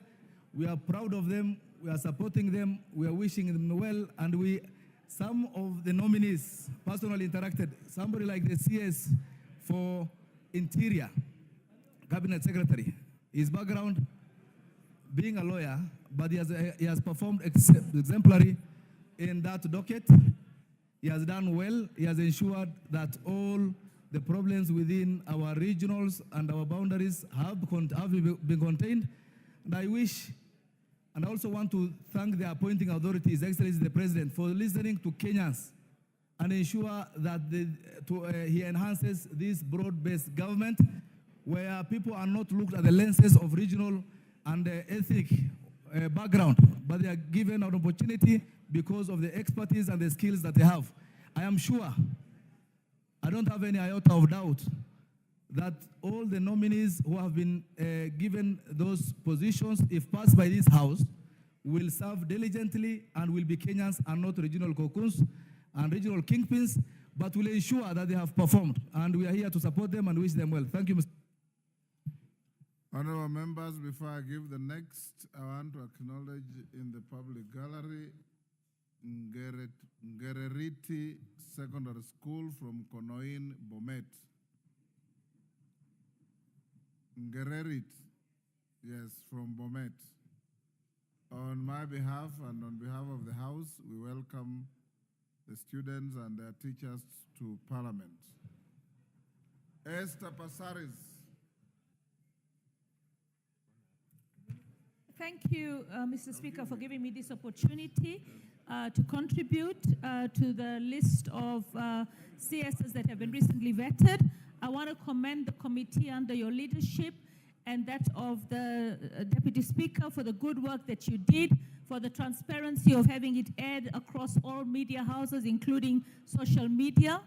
I note that you know, when the majority leader was speaking, he was saying that for the one that has been not approved, because she is from Rift Valley, then it has to be replaced by Rift Valley. I feel that it has to be replaced by the best person possible for the job. And when we look at the regional balance, we can see that Mount Kenya got the lion's share. Rift Valley had 4. And if you look at Northeastern, they only had 2 or 1. So I think if we want to have a replacement, we're looking for somebody who is the best person for the job. And we're also looking for a balance in terms of the various provinces that we have in the country so that everyone can feel represented as far as the original 8 provinces of the country. Mr. Speaker, this country is coming from a very bad place. A lot of people are saying, why did the president bring back the same people? Well, the president didn't really bring back all the same people. He dropped quite a number of the previous CSs, and he's formed a broad-based government. People say that when you have a broad-based government, you're not going to have an opposition. I think all of us, whether in government or in opposition, when we sit in committees to oversight, we all are actually supposed to make sure that the right thing happens and the various government arms actually deliver to the people. I think we've been challenged because of the exposés on corruption. As a House, I think we need to really strengthen the EACC. We need to give them prosecutorial powers. We need to make sure that every person that is coming, the president has given you a chance, those who've come in for the second time and the new ones, we need to deliver to serve the country. And you can see that the Gen Zs are not sleeping. They want a country that will deliver prosperity to everyone and all Kenya. They want us to go in the right direction. We know we haven't gone in the right direction. So let's team up, all of us, three arms of government, and deliver for the people of Kenya the dreams of our forefathers. Kahangara, member for Limuru. Member for Larry, thank you. Sorry, Kahangara. Member for Larry. Okay. Thank you, Mr. Speaker. First of all, thank you for giving me this opportunity. And from the onset, I want to say that I'm in support of the report by the committee on appointments. Mr. Speaker, when the president decided to send the ministers home as a result of what we know happened in this country, I am sure that the president, having looked at the ministers or the CSS for that matter for the period of about 1.5 years, he was also just getting ready to do reorganization so that he can be able to get a team that will be able to deliver on the plan that he promised Kenyans. And with that, I want to congratulate him for the CSS, some of them who were reappointed, CSS who we have already seen that they did very, very well in their various ministries. And I can single out ministers, for example, Chilchil, who was in the Ministry of Energy, and he has done very well in terms of electrification within the country. And I'm sure in the next docket, where he's going to be the Minister for Roads, he's also going to work as hard and ensure that areas that have been marginalized, that includes Larry, will be taken care of, and they're going to get the infrastructure that we require. Ministers like Alice Wahome, who has also been able to work in the lands ministry, where, of course, we all know the kind of corruption that has been going on there, the digitization and trying to put up the records in the Ministry of Lands in the right manner. And I think that is going to solve a lot of issues of land problems that we have had, among other ministers who have been working very hard. Mr. Speaker, I'm one person who has been in support of cabinet secretaries coming from the National Assembly, or having served as politicians. And in this case, Mr. Speaker, including the president and the deputy, we have 13 members of the cabinet who have gone through the National Assembly. And this is now going to bring some synergy where government policies will be sold, because having been politicians, they know how to communicate to the people. They will be able to take the message to the people on what the government is doing on the ground, and I'm sure they will be able to do a good job. I want to congratulate all of them, wish them well in their various ministries, and ask them that the service to Kenyans should be across board, where all Kenyans will feel that indeed they belong, and we can see development across board. Thank you, Mr. Speaker. Susan Kiamba. Thank you, Honorable Speaker, for giving me the time to make my contribution to this very important motion. And I think as we look at these nominees, Honorable Speaker, we must look at the back under what backdrop where did we have a second selection of cabinet. I think, in my own opinion, Honorable Speaker, the major challenge we are facing as a country, which the President clearly declared, we had a cabinet that was incompetent. And there was the issue of exclusion, which came out very clearly. Honorable Speaker, as I sit here and listen to the committee report, I just wonder, as a specialist in issues technical and the capacity building, how was the capacity and the competence developed for over 70% of the cabinet in less than a month? So I really feel very, very cheated as a member of parliament with the fact that within less than a month, people did not have competence. 70% of them gained competence. So I really want us to explore the tools. Honorable Speaker, my concern is we need to explore the tools. Order, Susan. Honorable Susan. Yes, Alicia. Thank you, Mr. Speaker. What begs on my mind is when she's talking about competence. There are two things. There's competencies and competence. What does she mean? Thank you. Honorable Speaker, I am not apologizing. I'm not an Englishman. neither woman, I'm Makamba, and I know he understands his competence. Just to continue, Honorable Speaker, the other point was the issue of inclusion. And in particular, the inclusion was the inclusion for the youth. When we appoint only one youth, seemingly youth, is that an inclusion? I think we are being selfish as adults. And when the youth complain, we are not including them. Especially when we have over 50% of the population of this country being youth, I think it is not. Hello, Mr. Speaker, can you protect me? I can't even contribute because of unnecessary noise.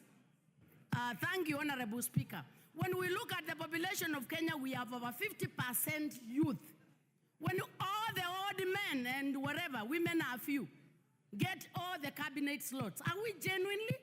I think that is still exclusion for the youth. I don't see inclusion in that. Secondly, Honorable Speaker. Order, Susan, there's a point of order from Owen Bayer. I can agree. You know, Honorable Speaker, listening to Susan, she says that 80% of the cabinet has no competence, whichever it is, competencies or what. Then she comes and tells us that we are being selfish because we did not nominate youth. The youth that, in her words, actually do not have the competence. So that contradiction does not speak for the Kamba community. They have higher competencies than that. Understand his point because I stated very clearly. The president declared himself and said he is disbanding the cabinet because he's incompetent. When 70% comes back, it is assumed they have developed competence. I'm just wondering what tools were used to check that competence that within a month came up. I am feeling this was more political manipulation than actually what we are looking for as Kenyans. Time up. Women rep for Tarakaniti. Okay, give her 1 minute to finish. Honorable Speaker, and this is among the few dissenting voices which have not been given time. Honorable Speaker, I think I have been into an integrity class, and integrity does not mean the law, you must have been accused in law. Even when people doubt you and what you stand for, matters trust is an integrity issue. We have a case where somebody was accused by ESCC that he was corrupt. And the people brought evidence that there was that. Even that doubt in itself, chapter 6 of our constitution, that person is already disqualified. The last one, what I see is political manipulation of joining numbers of UDA and the ODM to get a supermajority, but not a genuine concern to give Kenyans competence. Thank you, Honorable Speaker. Go on. Okay, thank you, Mr. Speaker, sir. Thank you, Mr. Speaker, sir, for giving me a chance to contribute to this very important motion. Mr. Speaker, sir, first of all, I want to thank the committee on appointment for banning the midnight oil and bringing such... Order. Order. Honorable Susan, when you spoke, you are listened to. Also listen to others. Go on. Thank you, Mr. Speaker, sir, for protecting me. I'm thanking the committee on appointment for finding time and banning the midnight oil, Mr. Speaker, sir, and bringing to us this list that has been brought to us by Mr. President. Mr. Speaker, sir, I thank the President for considering almost everyone. What I'm finding most in this list is inclusivity.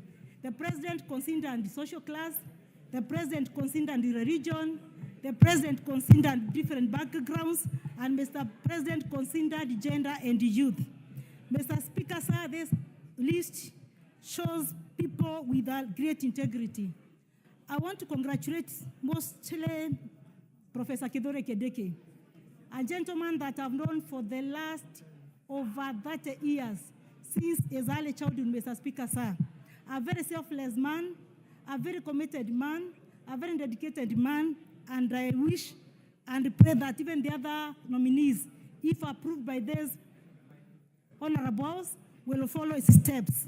Mr. Speaker, sir, I also want to congratulate a young man from the farthest corner of Meru region, Eric Moreithi Moga, a humble man that I've known for some time, a young Adventist man from Mwamba, Seventh-day Adventist, Mr. Speaker, having known that Seventh-day religion or Seventh-day denomination is one of the minority denominations in the Eastern region.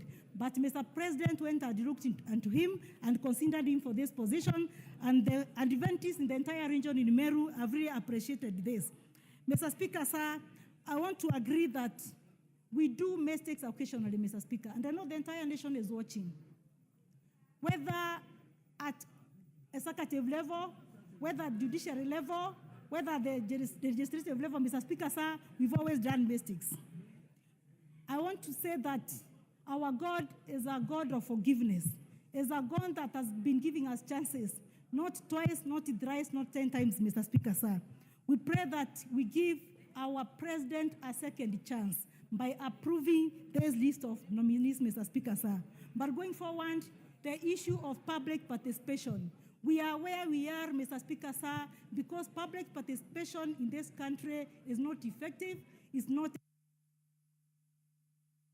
Atandi. Atandi. Thank you, Honorable Speaker, for giving me the opportunity. And let me begin by supporting the report from the vetting committee. Honorable Speaker, the Constitution says that the cabinet should reflect regional and ethnic diversity. I want to agree that the nominees that are before us truly reflect the face of Kenya in the area of regional and ethnic diversity. Honorable Speaker, I am one of the people who prodded the president to make certain appointments, and I'm happy that my friend John Badi is going to be the Cabinet Secretary for Treasury. Honorable Speaker, the ministers come from certain regions, but they are not supposed to work only in those regions. Honorable Speaker, the cabinet that is dissolved had some ministers who are notorious for turning their offices into their ethnic enclaves, where if you visit a minister's office, you only find this minister busy with their people from their villages. I want to urge the new ministers who are coming on board that even though you come from a particular region, you must understand that you are going to serve the people of Kenya. Yes. We had one from my region, Honorable Speaker, that every weekend you would find him distributing relief food from each village to the next. And I asked him to ensure that he serves the people of Kenya. Honorable Speaker, I'm happy that that minister has not been retained. So I want to tell the ministers who are coming on board to ensure that they serve the people of Kenya. Secondly, Honorable Speaker, when we talk about opulence and wealth declaration, because Kenyans have said that the vetting process did not question the nominees about their sources of wealth. They only came and said, I am worth 500 million. Honorable Speaker, I think the biggest question here is for these nominees, because we know most of them. We know how they lived and how they have been living. If tomorrow they begin to live certain life which we don't understand, then we will have to question them, because some of the ministers who have been removed from cabinet today, we knew them. There were people who were just eating omena and madondo with us. But then they began to eat at Serena and to dress expensively. So that is the question that we need to ask as a house. And lastly, Honorable Speaker, we said that the president took some of our members into his cabinet. I want to agree with my party leader that some of the members who are taken from our side are experts. Honorable Speaker, we want the vetting exercise. We watched it live. And Honorable Speaker, I am convinced that the members who came from the ODM party, the 4 of them, they have demonstrated capability, they have shown competence, and I know that they are going to serve the people of Kenya. I want to wish them well as they take over. Thank you, Honorable Speaker.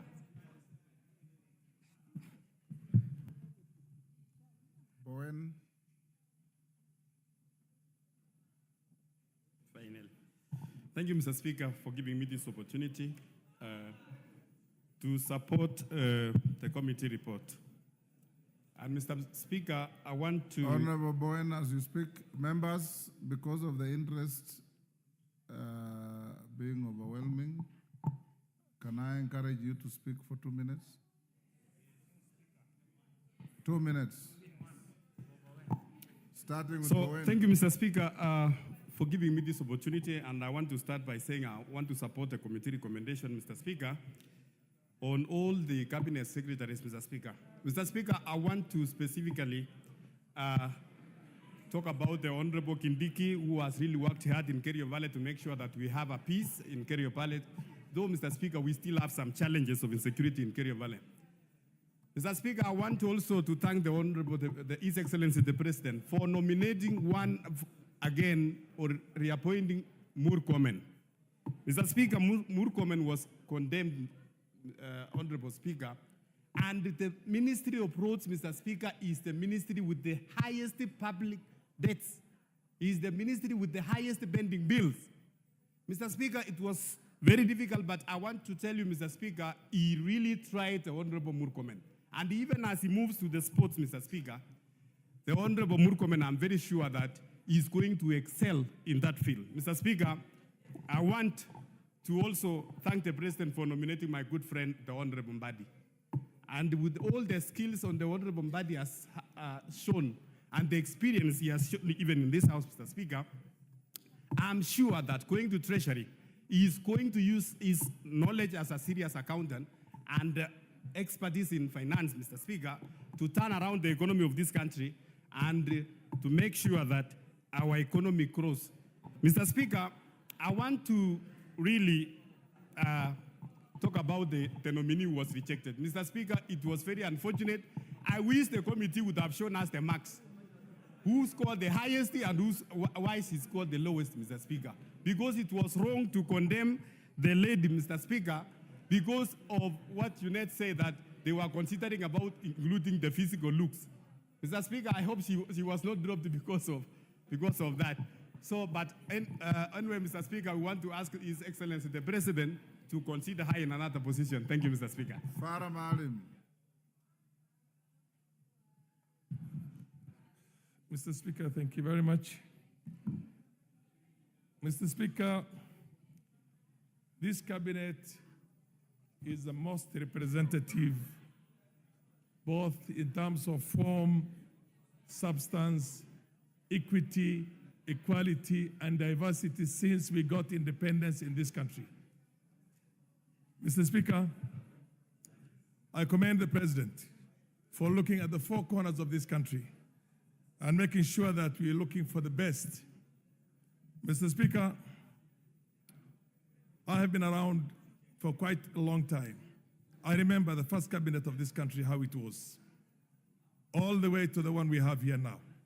I think this country is better united today and more cohesive with this kind of a cabinet than it has ever been in the history of independent Kenya.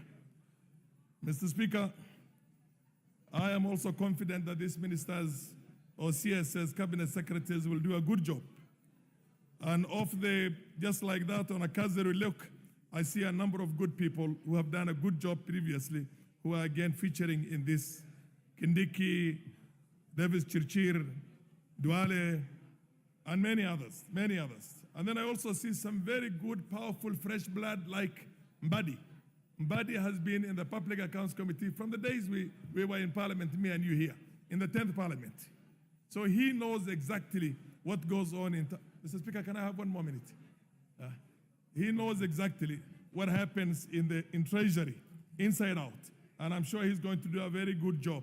Mr. Speaker, let's give this cabinet space. Let's support them. Let's support our president in this case because this country has got to be kept together. Those who are running around with all these demonstrations and the rest, I have seen what a failed... Done. John Waluke, I added you a minute, yes. Yes.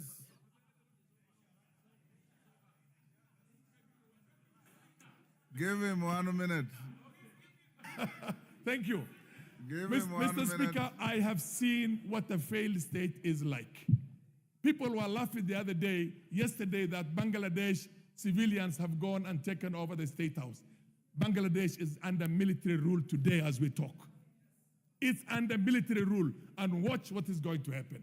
Mr. Speaker, The same thing that we are seeing here is what was in Sudan. Young students, my daughters went to school in Sudan, going out there and demonstrating and saying revolution, revolution, revolution. What do we have today? 15 million people displaced, over 1 million people dead, and a country that has no hope for the next 30 years. Mr. Speaker, let us save our country. Let us give our president sufficient space. This is the first time we have a president who is willing to reach out to every sector of the society and debate with them. And we are calling him all sorts of names. That's not fair. Let's give him a chance, and let's see how this thing can be pulled out of where we are now and how we can take our country to the next level of. John Waluke. Thank you very much, Honorable Speaker, for giving me a chance also to contribute on this report, committee report, Honorable Speaker. Honorable Speaker, I want to thank the President for the appointment.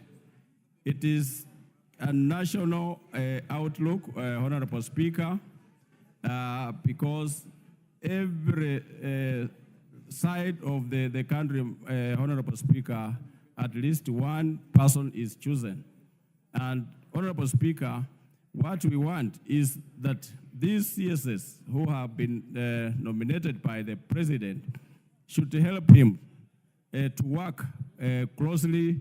At least we are, as a country, Honorable Speaker, we've gone back about 1 year or so because of what happened. And so this Honorable CSS should be very keen.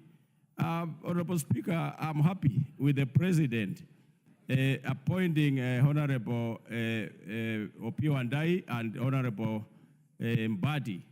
They are going to show their competence because if they fail, Honorable Speaker, they would have failed us as colleagues and a House as well. Honorable Speaker, this country needs unity, all of us at least, to come together. We forget our differences, political differences, so that we help the President to carry on with his mandate that the wananchi gave him, elected him as the President of Kenya. I want to thank even the other side, Honorable Speaker, that we are joining together as a team of this House to make sure that we support this country. Let's put our country first.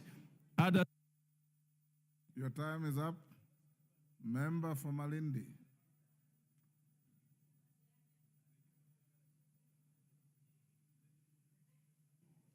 Asante sana Mheshimiwa Spika. Mheshimiwa Spika, nasimama hapa kuunga mkono haya majina yote yenye ambayo yameweza kuteuliwa na Rais William Samoei Ruto ili kuweza kuwa mawaziri katika baraza la mawaziri.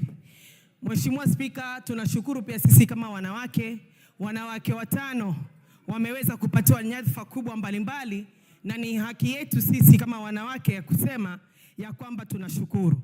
Tunashukuru pia vile tumeona kijana mmoja ambaye ameteuliwa katika Wizara ya Maji, ambapo tunajua sisi kama vijana pia hili jambo limekwenda kutufurahisha Mheshimiwa Spika.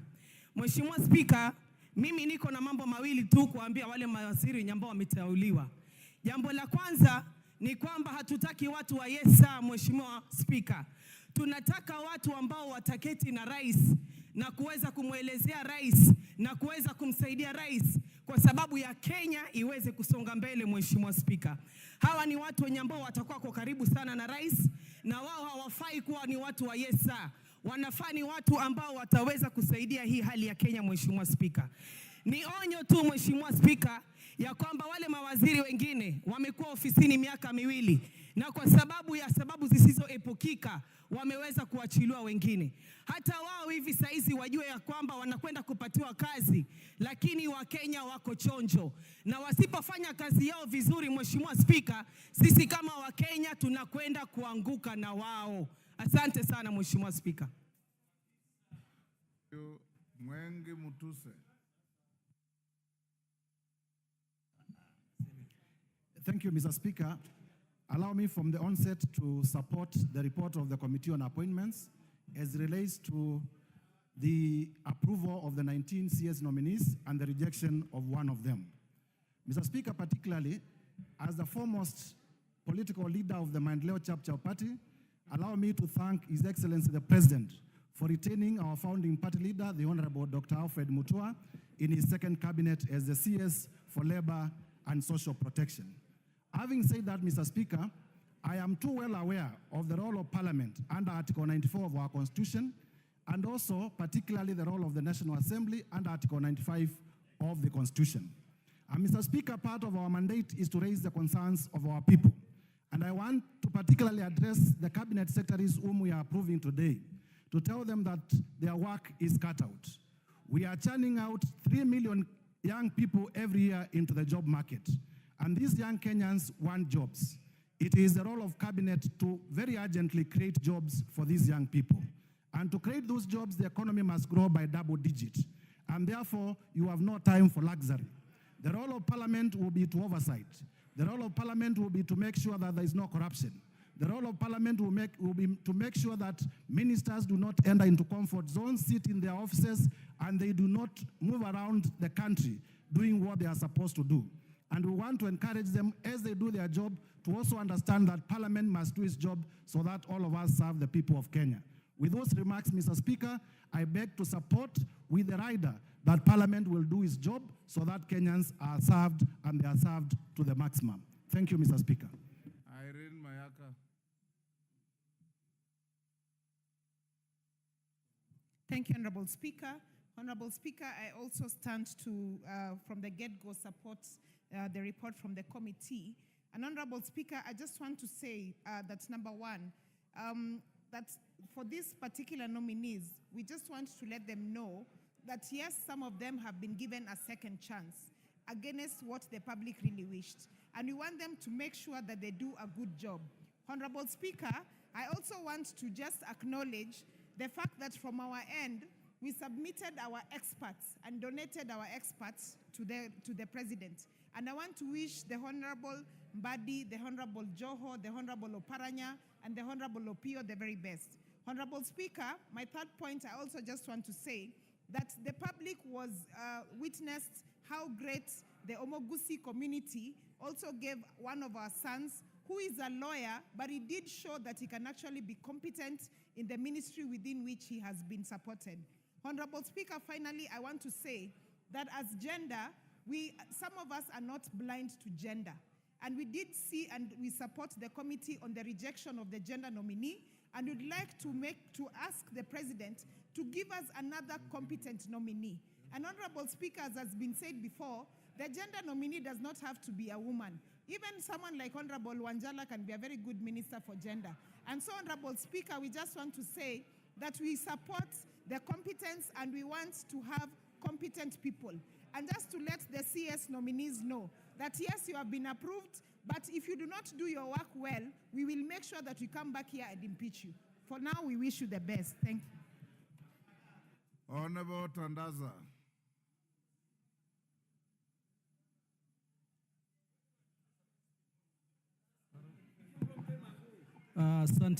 Asante Mheshimiwa Spika kwa kunipa fursa hii.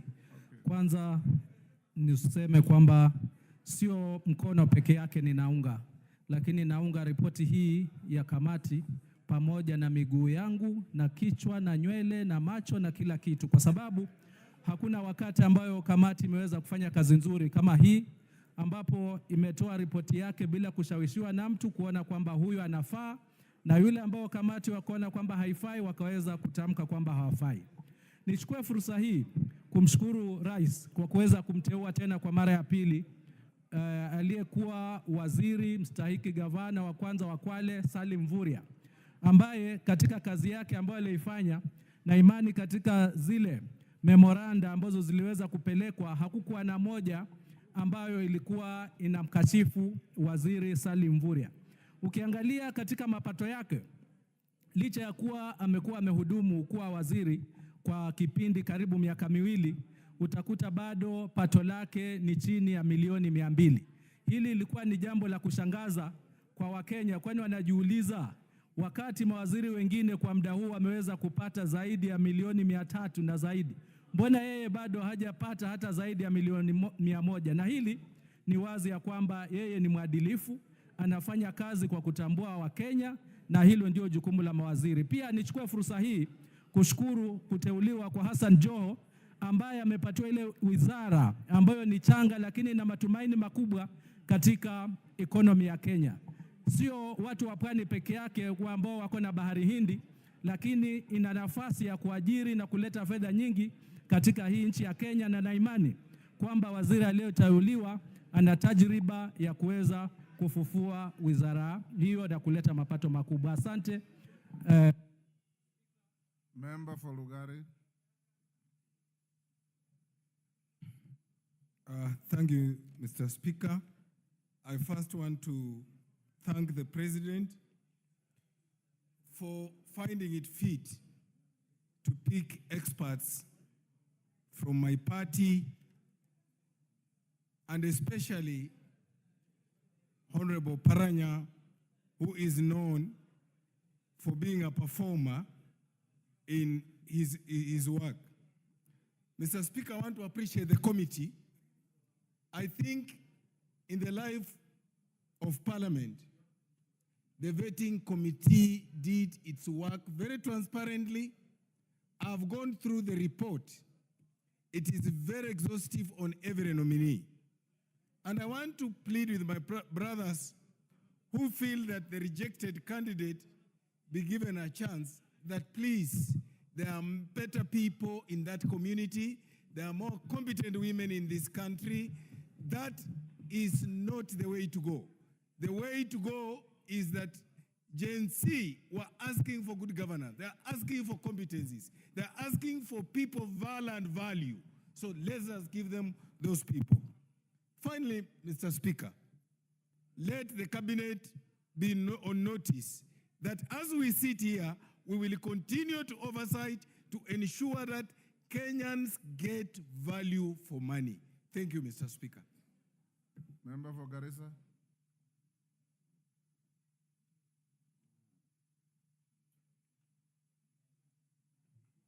Thank you, Mr. Speaker, also for giving me this opportunity to add my voice on the motion and the debate that is going on. Mr. Speaker, I want first of all to congratulate the committee, the appointment committee, for the good work and extensive work they have done and the extensive report they have produced on this document. And I want to support with reservation on the last nominee who was rejected. Having said that, Mr. Speaker,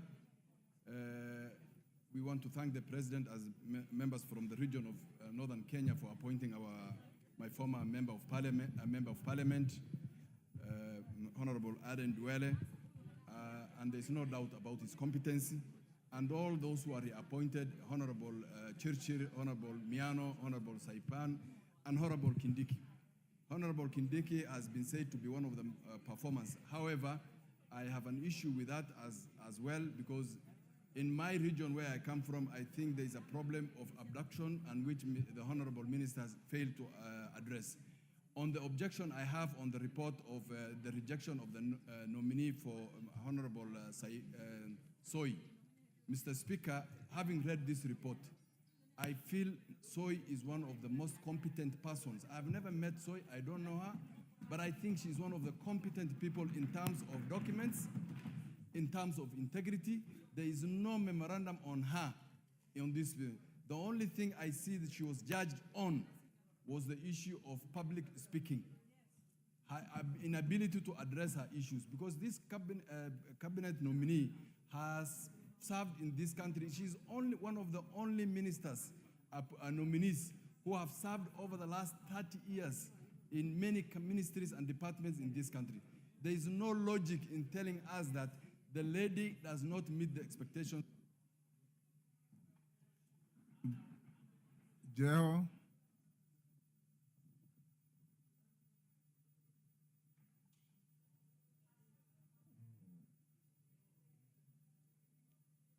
Give her the mic.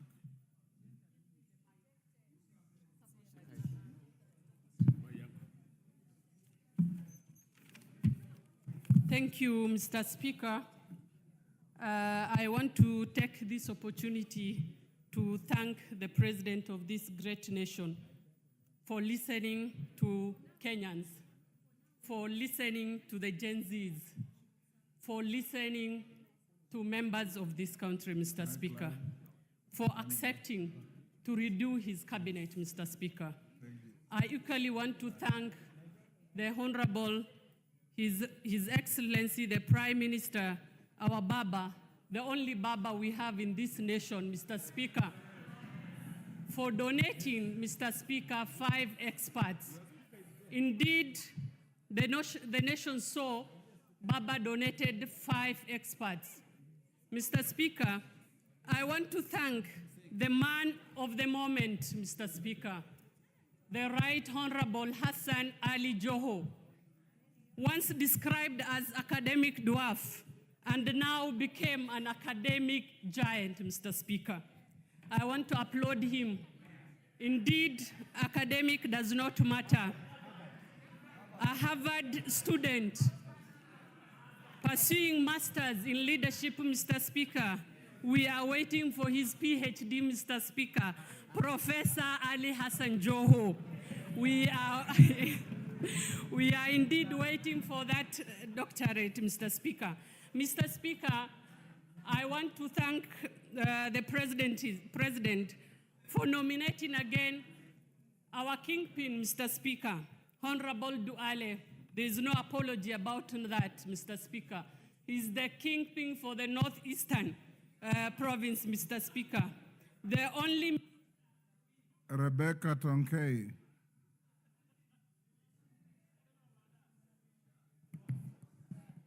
Thank you, Mr. Speaker, sir, for giving me this moment to congratulate the nominees for CSS. Honorable Speaker, I want to say from the onset, the vetting committee did an excellent report, and the work you did is excellent. And I stand here to support your approval of the 19 CSS. Honorable Speaker, when you look at Honorable C.S. Soipan, I want to thank His Excellency, the President, for nominating her once again to be a CS. The lady did an excellent job, and those are the kind of ladies, Honorable Speaker, we support. And Honorable Speaker, looking at Honorable Bandi, we all agree that this has been a chair for the Budget Committee, and he did an excellent job while there. So I know he's going to give us service, and therefore, the members that have been up, Honorable Speaker, I know the young man, and I know he's going to do an excellent job because he performed well, even in the interview, which shows that he knows what he's going to do, and therefore, I support the report. Thank you.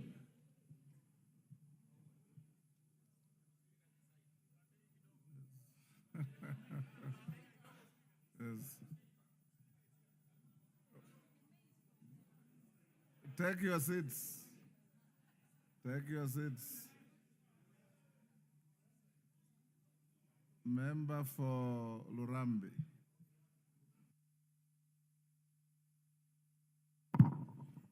Thank you, Honorable Speaker.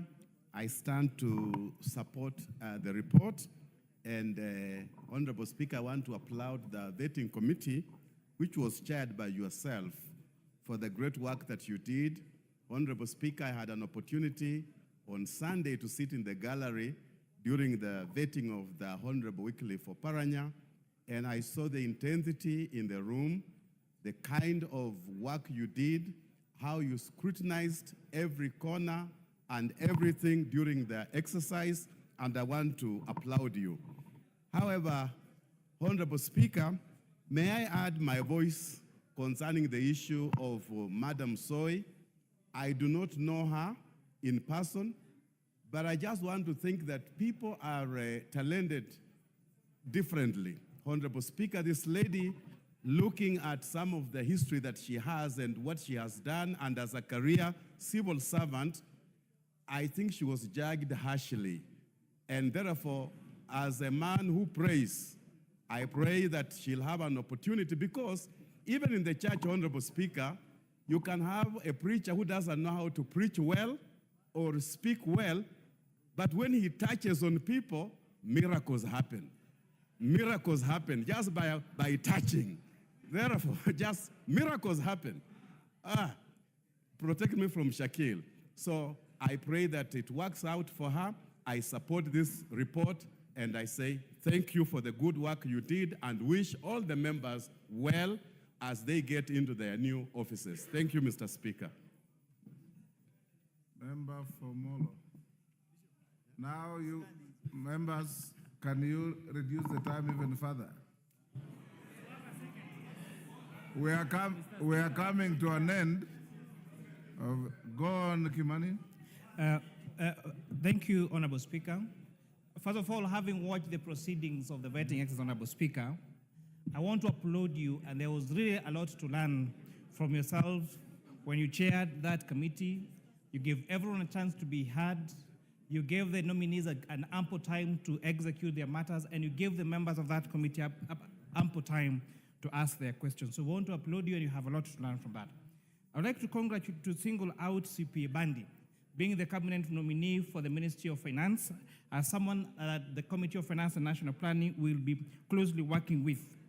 One of the issues that you raised is on the Finance Bill, Honorable Speaker, of 2024. And as we consider various ways of making sure that we have a predictable tax environment, this time around we need to separate the different statutes instead of doing the one omnibus Finance Bill, Honorable Speaker.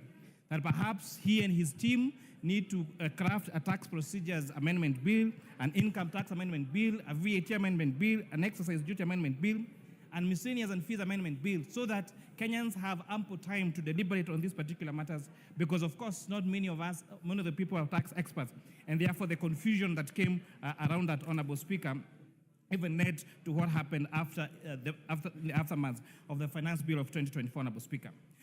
Honorable Speaker, I would like also to congratulate one Dr. Margaret Jambura as a nominee from our home county of Nakuru, and one Engineer Eric Murithi, who is now going to be the youngest cabinet secretary, and this means that the president has a space of young people and willing to mentor us to be great leaders in this country, Honorable Speaker.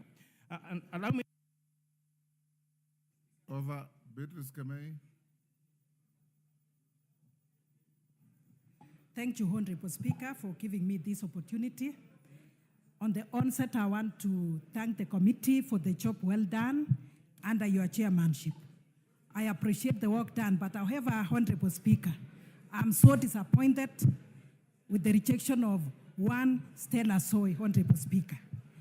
Looking at her CV, this is a well-read lady. This is a lady that has done a lot, having rose to the position of a DC.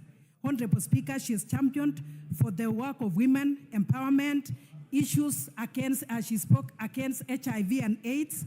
It is only that maybe, Honorable Speaker, according to the committee, she was not eloquent. But I want to believe, Honorable Speaker, just like some of the members have said, there are other ways in which one can actually communicate.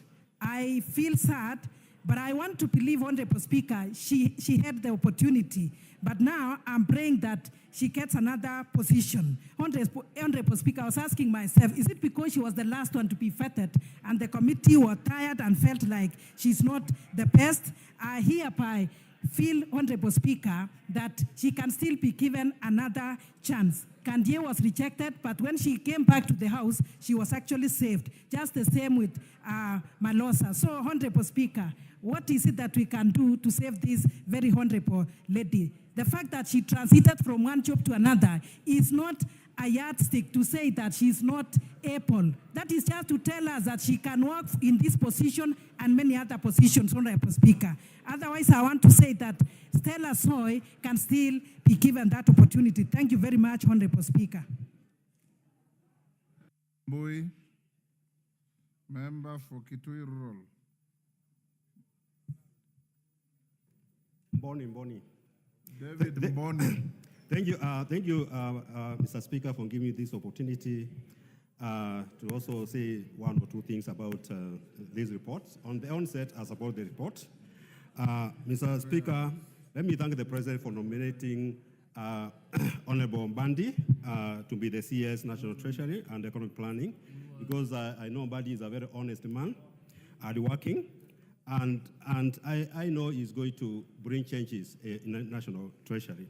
Mr. Speaker, what this country is facing is bad economic policies, bad tax measures, and poor financial management. Mr. Speaker,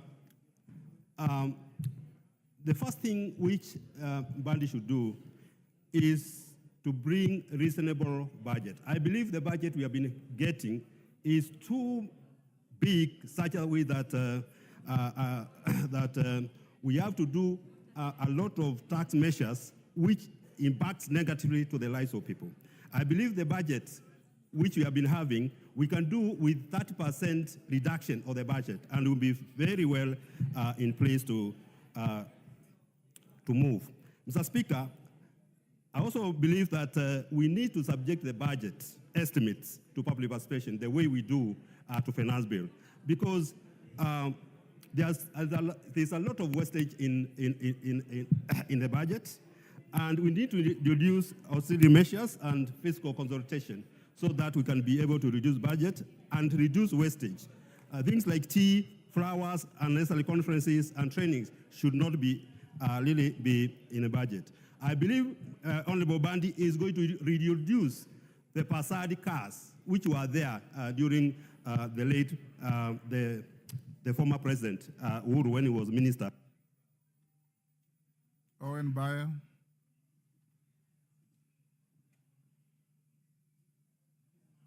Thank you, Honorable Speaker. Honorable Speaker, the office of a cabinet secretary is a high office, and any person that this House approves to sit as a cabinet secretary must rise above board.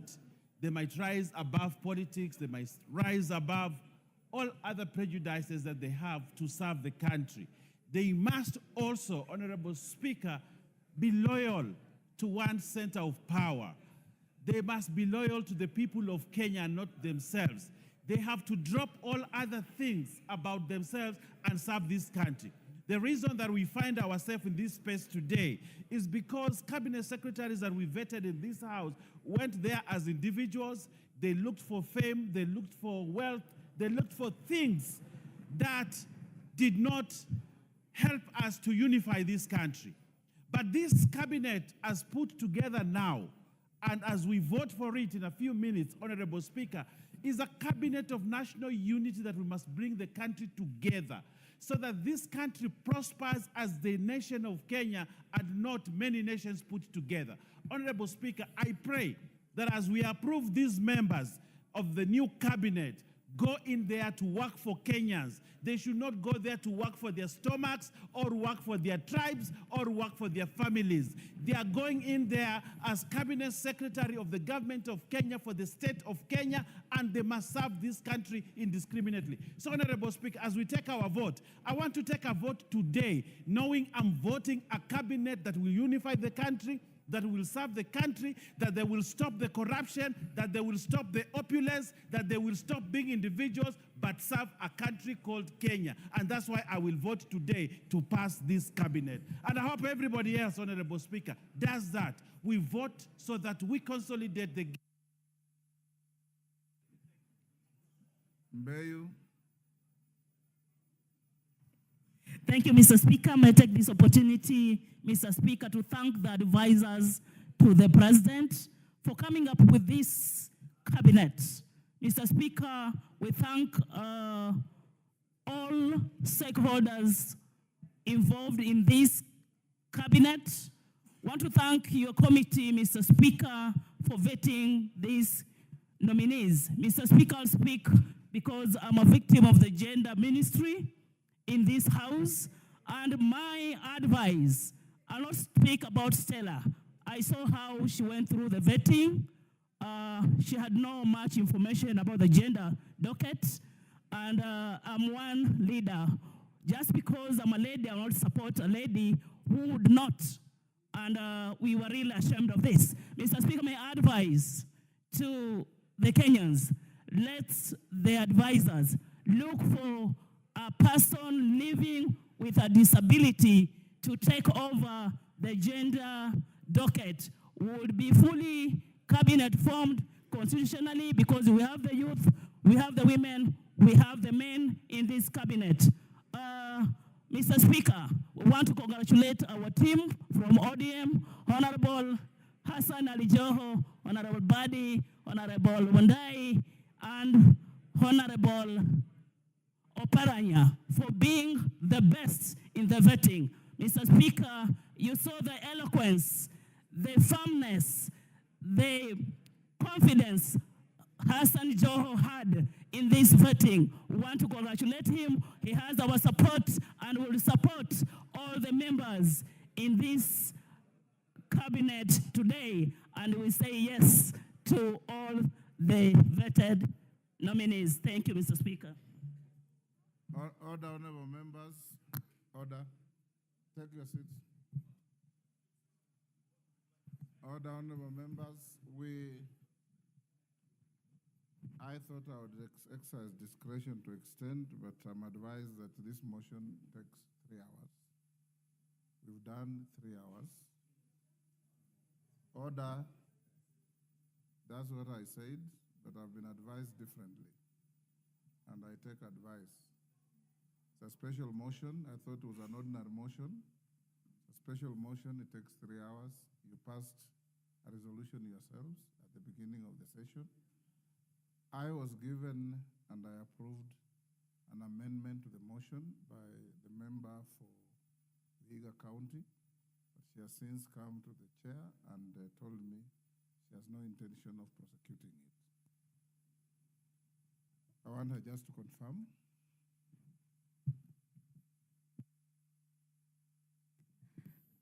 Thank you, Mr. Speaker, for giving me this opportunity. Actually, before I prosecute what you have said about my bringing up an amendment, before I do it, Mr. Speaker, I also want to congratulate those who have done it, who have I only wanted one thing from you. Thank you, Mr. Speaker. I oblige. I want to wish to withdraw the amendment that I wanted to make. Thank you, Mr. Speaker. That being the case, I now call the mover to reply.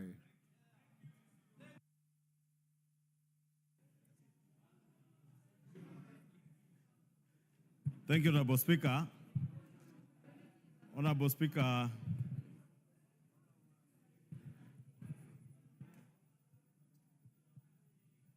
Honorable Speaker, I know there are quite a number of members who are asking me to donate, but procedurally, you know, I'm not allowed to donate at the conclusion of debate, as you did, and therefore want to beg that you do allow me to reply. Honorable Speaker, as I thanked the committee in moving, Honorable Speaker, I forgot to thank our staff of the Parliamentary Service Commission, who diligently worked with us at committee stage throughout the sittings from Wednesday evening all the way to this morning. Honorable Speaker, we have very diligent staff members, some who did not sleep for 2 days.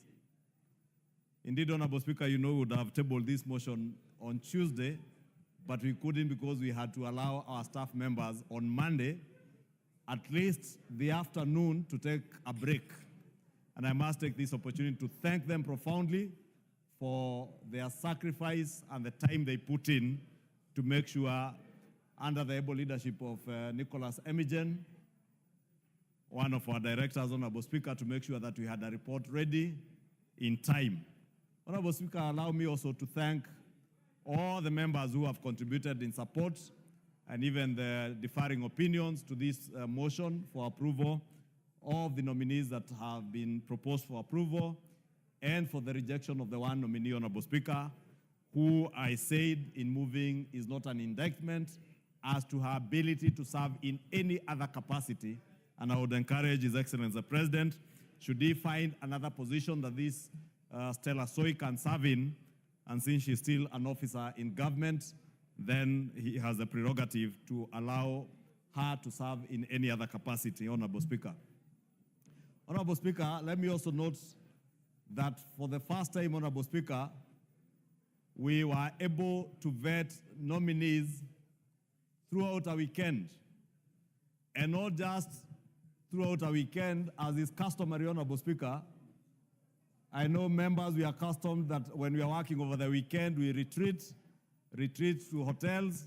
But Honorable Speaker, you remember me and yourself committing to the country that upon completion of Bunge Towers, we would utilize more of the space that we have in Parliament. Allow me, Honorable Speaker, to thank you as the chairperson of the Parliamentary Service Commission that leading by example and in line with the austerity measures being instituted across all arms of government, for the first time, a committee chaired by none other than the chair of the Parliamentary Service Commission, who happens to be our speaker, a committee where both the leadership of the minority and majority sit in, and at least another 4 chairs of committees, besides the other ranking members who serve in this appointments committee. We sat throughout the weekend at County Hall. And County Hall chambers, mini chambers, became our home throughout the weekend. We prayed there, worshiped there on Friday for our Muslim brothers. We had a room where our Muslim brothers were praying from. And even on Sunday, those of us like me and yourself, Honorable Speaker, who are Christians, you had your morning mass at 7 a.m. in County Hall. And I had my 10 a.m. 15 minutes break at County Hall. And this is the new spirit, Honorable Speaker. Honorable Speaker, this is the spirit that we want to set for the rest of the other arms of government. That we can have austerity measures where we all retreat and do our work within the precincts of Parliament and other arms of government, because there are many government institutions that we can take advantage of and use to save on the unnecessary expenditure that would otherwise have incurred. Honorable Speaker, lastly, Honorable Speaker, let me thank all these nominees, including the gentleman and honorable member for Ugunja constituency and minority leader, the Honorable Opiyo Wandayi, the Honorable John Mbadi,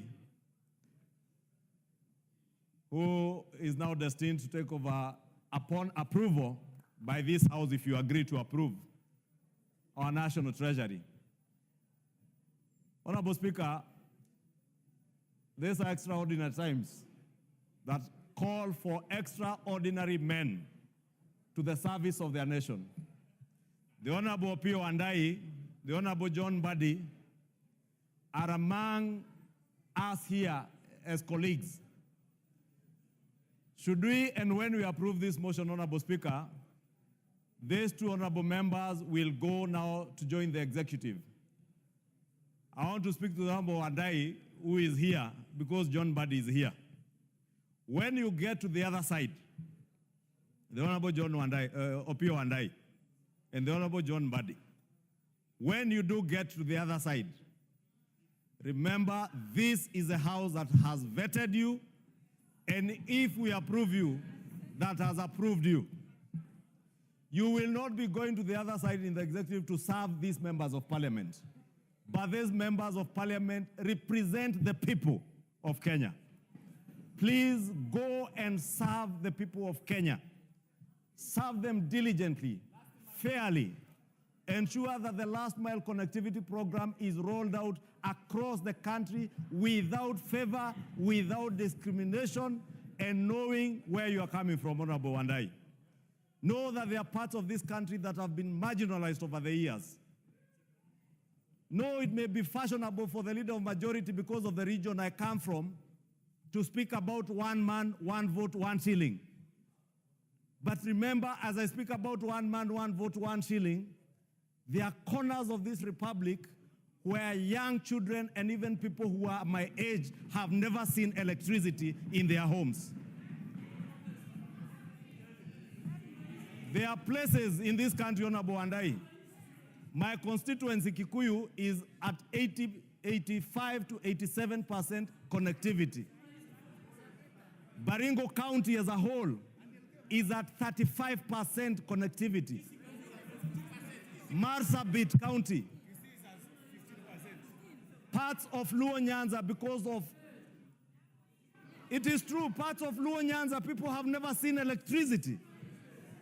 There are parts of Luo Nyanza, Honorable Speaker, I have been to, where if you go to Suba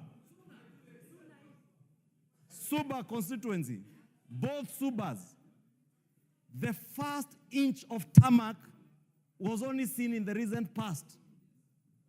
These are injustices John Badi, now coming from Suba constituency, must bring to an end. We must serve this country as leaders who know that we are serving one people in one country that is indivisible. We must never allow again politics and parochial politics to divide our people. Honorable Speaker, if you look at what is happening today in the United Kingdom, if you see what is happening today in the United Kingdom, Honorable Speaker, we were a colony of the Great Britain or the United Kingdom. Honorable Speaker, if you see what is happening in the United Kingdom today, dear Kenyans, you will know that any country can get lost at the fraction of a second. What's your point of order? Honorable Speaker, when the Honorable Junet wants to inform me. No, it's not Junet. The Honorable Ado has a point of order to begin with. Ado? You have the mic. Thank you, Speaker. The words of the majority leader are really, really touching. But is that the reality on the ground in Kenya? The inequality, lack of equity is there. So let's not just make it lip service. What is out of order? That's my point of order, Mr. Speaker. What is out of order? That is my point of order, Mr. Speaker. Okay. Honorable Ado, that is not a point of order. Yes, Junet. Mr. Speaker, I am very happy that the majority leader has allowed me to inform you. Mr. Speaker, the majority leader has spoken that the ministers must serve the country. Because in this country now we are suffering. Because we have a deputy president who's serving only one region, Mr. Speaker. And somehow, and the region I come from are almost thinking of having their own deputy also.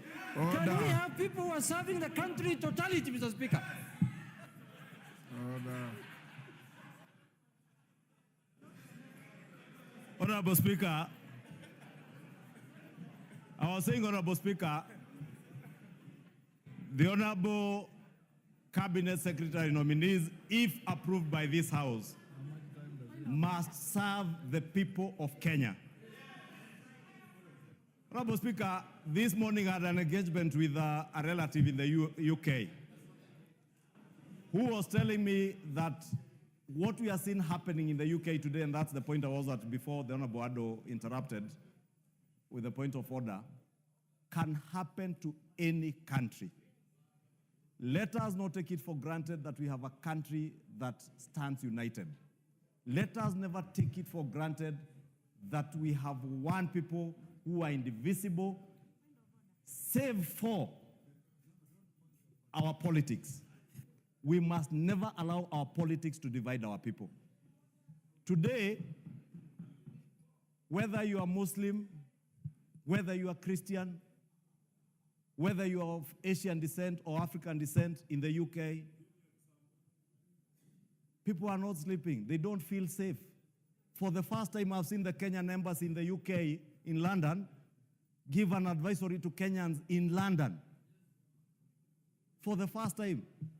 Since I became a grown-up, Honorable Speaker, I don't know whether before that they had ever done so. But Honorable Speaker, I want to plead with us.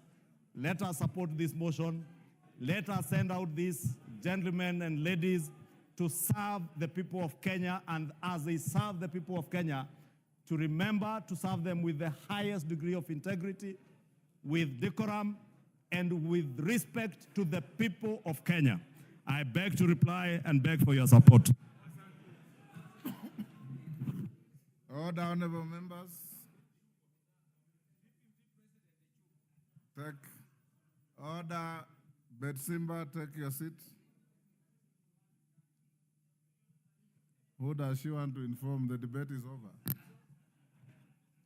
Honorable members, I want now to put the question. One, before I do that, if Honorable Mbadi and Wandai are in the chamber, let them stay at the back. We'll allow them in after the vote. They cannot vote in their own cause. Number two, you'll have two votes. The first one on the nominees from 1 to 19. Then the second one is on the rejection. On the rejection, they don't go together.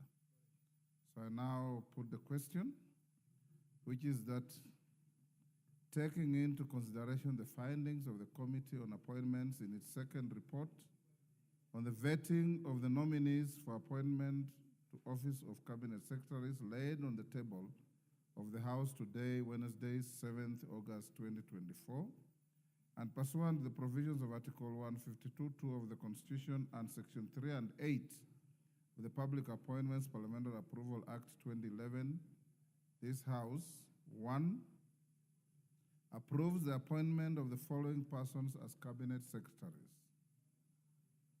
Honorable Professor Kithure Kindiki, EGH, Ministry of Interior and National Administration.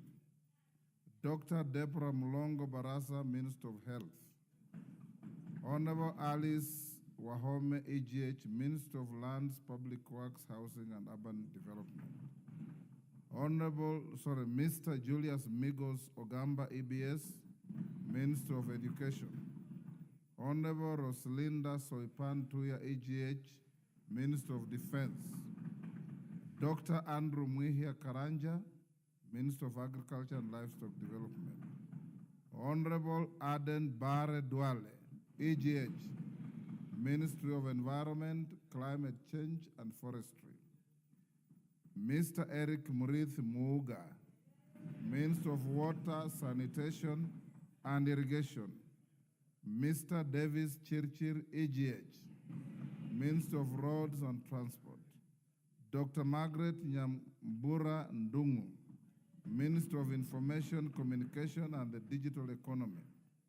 Honorable John Bandi Ngongo, EGH, the National Treasury and Economic Planning.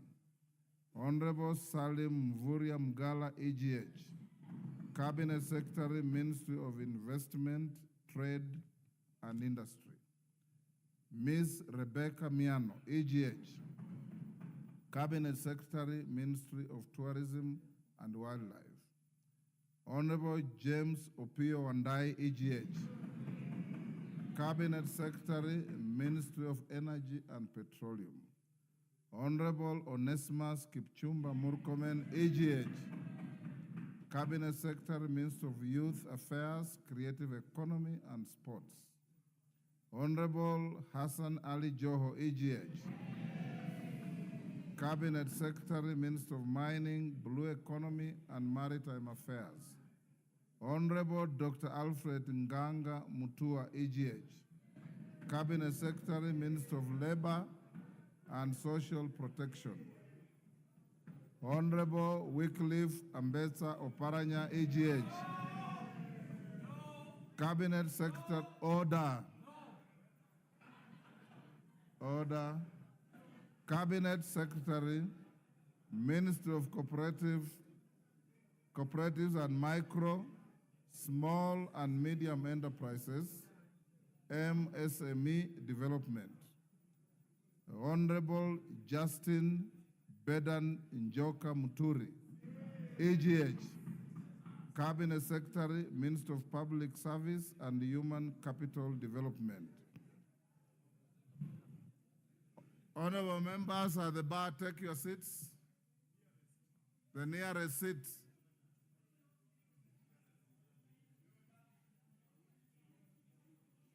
The nearest seat. Nguna, that is not the nearest seat you are going to. Order, honorable members. Is Honorable Mbandi in the house? Where is he?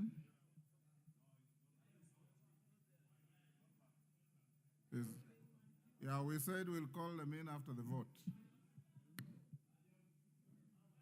Where is he?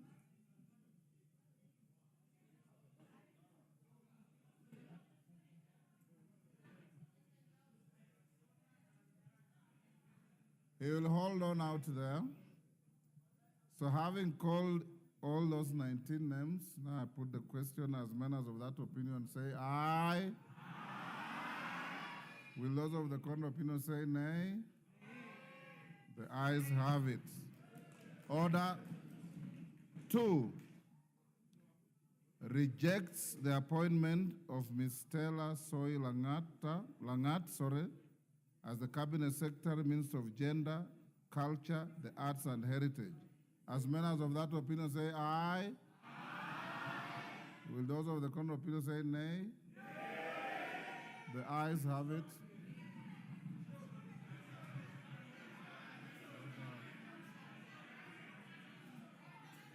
Order, it is clear there are no numbers to claim a division. Honorable members, you may now call in your colleagues who are exiting. Order.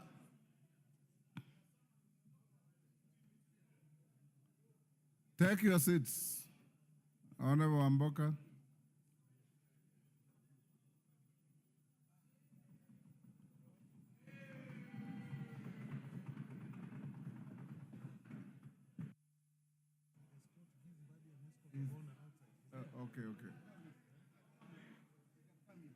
Okay.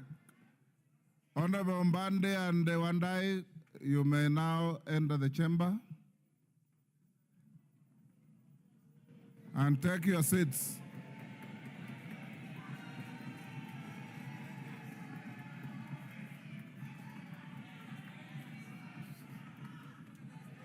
No, they are not.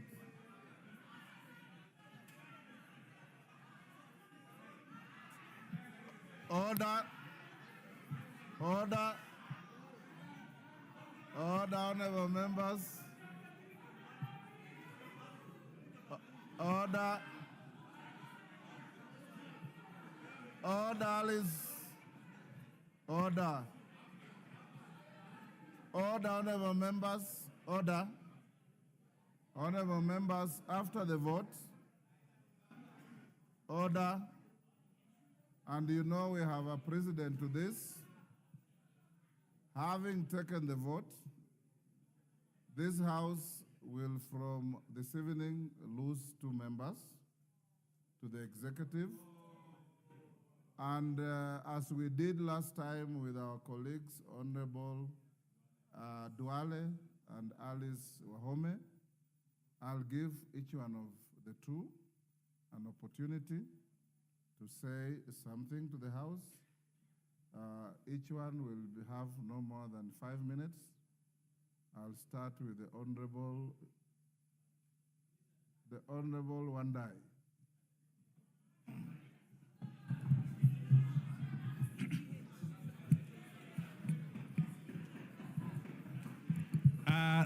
Thank you very much, the Honorable Speaker. Honorable members, allow me, following the communication by the Honorable Speaker, to say a few things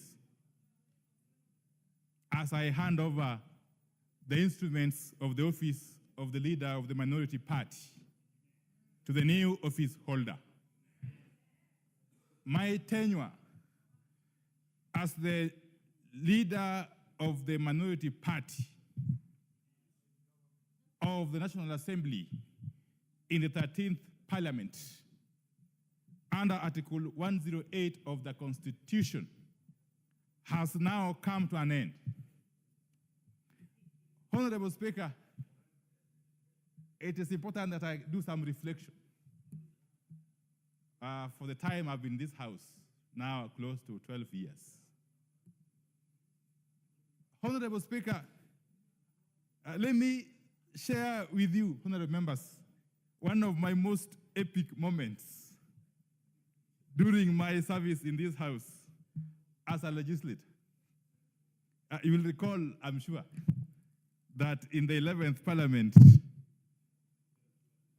during my first term, I was actually suspended from the service of this House on the 31st March 2016 for the remainder of the session. Those days, up now, sessions used to begin from 1st January to end of December, I think. So I was suspended for the remainder of the session on 31st March 2016.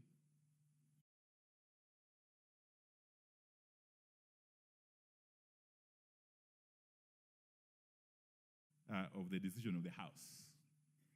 Now, this prompted the House, that's the most important point really here.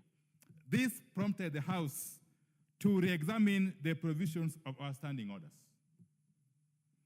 And following extensive consideration of the matter by the Committee of Powers and Privileges, and incorporating the guidance of the courts, it was recommended that the National Assembly standing orders be reviewed to accord a member accused of breach of parliamentary privilege fair hearing and to cure the unequal treatment of the same offense at different times of the session.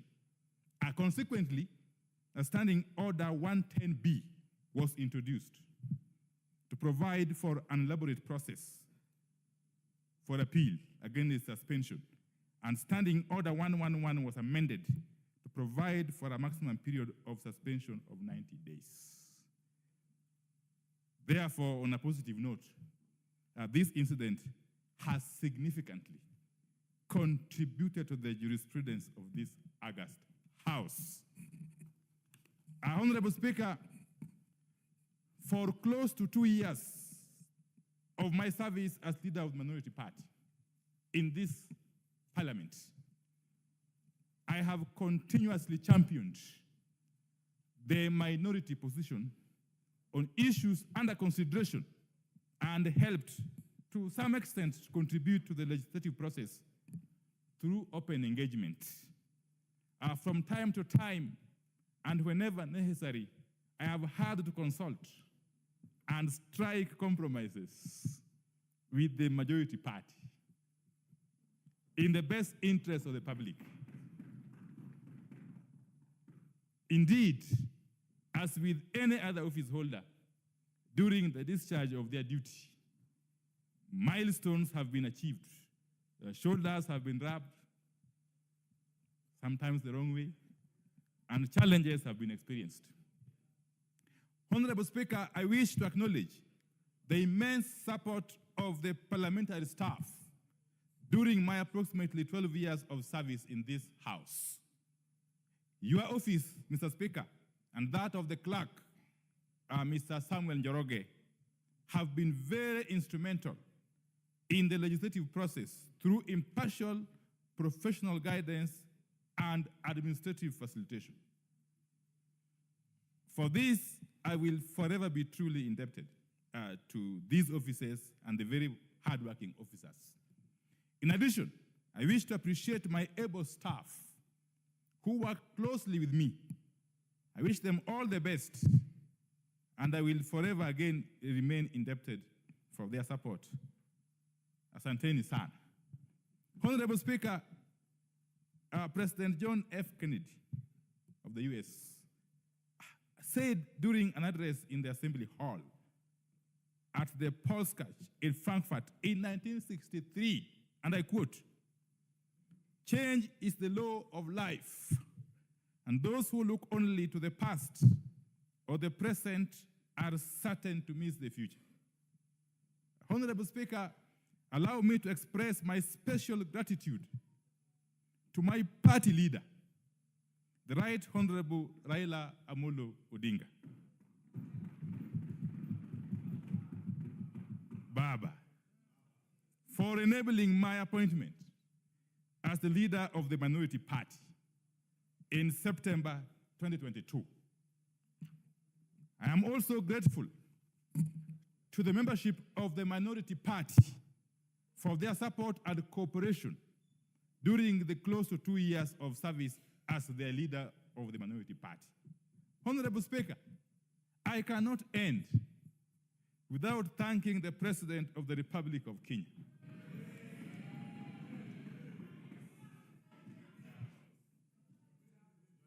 I repeat. Okay. Honorable Speaker, I cannot end without thanking the President of the Republic of Kenya His Excellency William Ruto, His Excellency Dr. William Samoei Ruto, PhD, for granting me this historic opportunity to serve my country as Cabinet Secretary in the Ministry of Energy and Petroleum. I wish to reiterate, Honorable Speaker, that this country is much bigger than each and every one of us. And we have a duty and obligation to protect and nurture it for the present and future generations.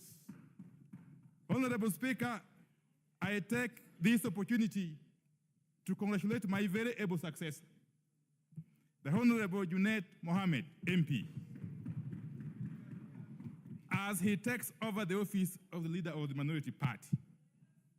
Honorable Speaker, you will agree with me that Honorable Mohammed, who completes his tenure as the minority party whip today, has with legendary humor and wit effectively discharged his role to the House and to the party. Honorable Mohammed, to you now. This is not an opportunity for you to fill my shoes. It is an opportunity to take this role to greater heights in different shoes if need be. I wish you all the best in your new assignment. Honorable Speaker, finally, allow me to hand over. Okay, fine. Honorable Speaker, as I conclude, allow me to thank all my colleague members, now from both sides of the divide, for the immense support and cooperation you have accorded me.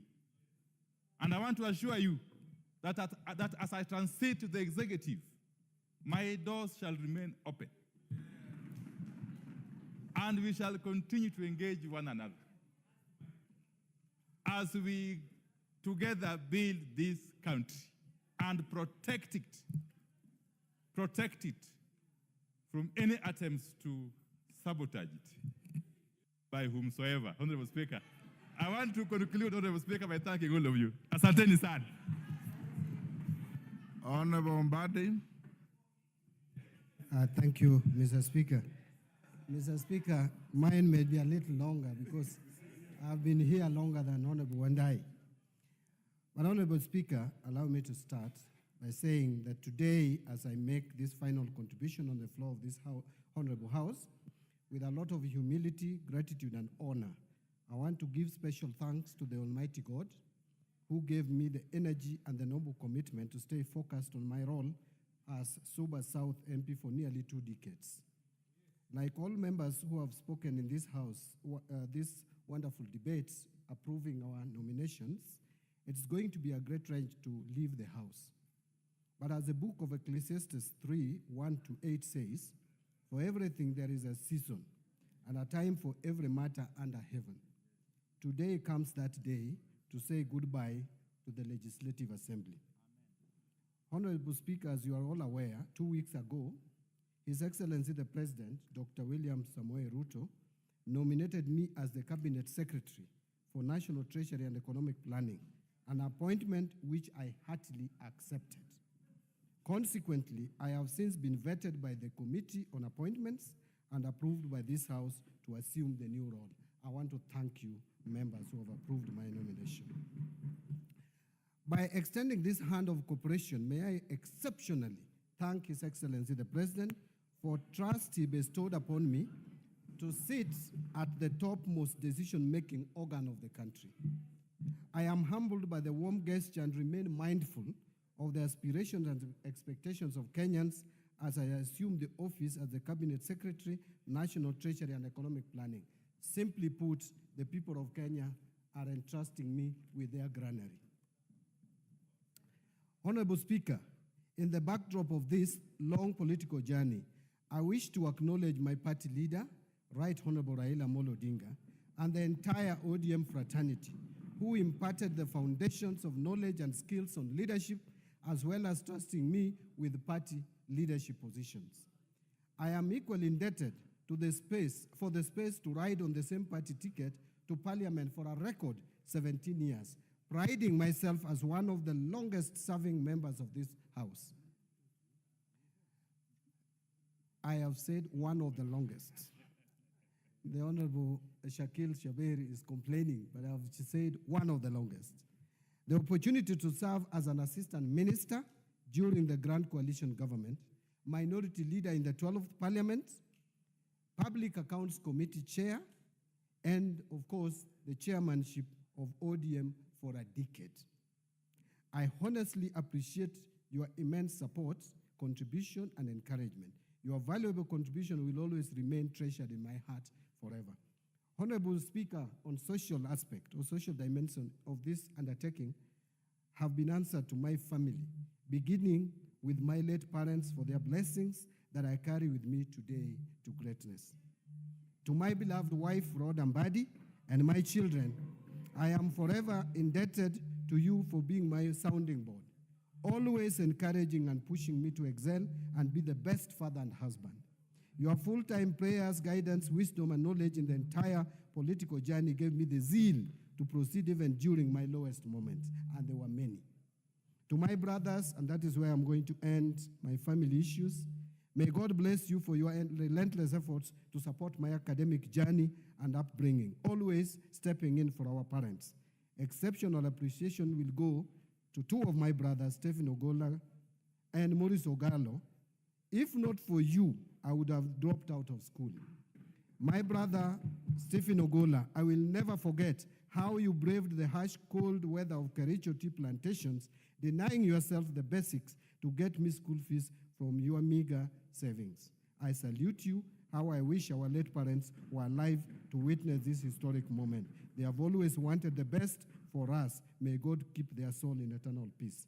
And to the people of Suba South, I am deeply conscious of the fact that the thrust of dynamic debates and my parliamentary standing on the relevant issues was planted in me at a time of curious and unrelenting search for leadership position by you, my constituents, for 3 terms.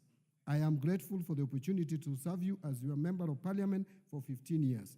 Thank you for your support, organic love, and for ensuring that I won with increased majorities over the years. Honorable Speaker, as a community, we did exceedingly well, utilizing NGCDF to ensure that our children continue to access quality education by strategically renovating and expanding our educational infrastructure and bursaries to cope with the number of students enrolling in schools. We leverage the participation of our people in meaningful development to transform lives through bigger, broader, better managed, and well-resourced constituency projects. We enhance participatory approaches within the constituency and ensuring judicial use of public resources and many more. Thank you once again for the opportunity to be your member of parliament. And now to my fellow Kenyans. I am overwhelmed by the messages of goodwill you sent before, during, and after my vetting. My heart is elated with the heartwarming compliments and well wishes I have received so far. This demonstrates the level of confidence and hope Kenyans have in me.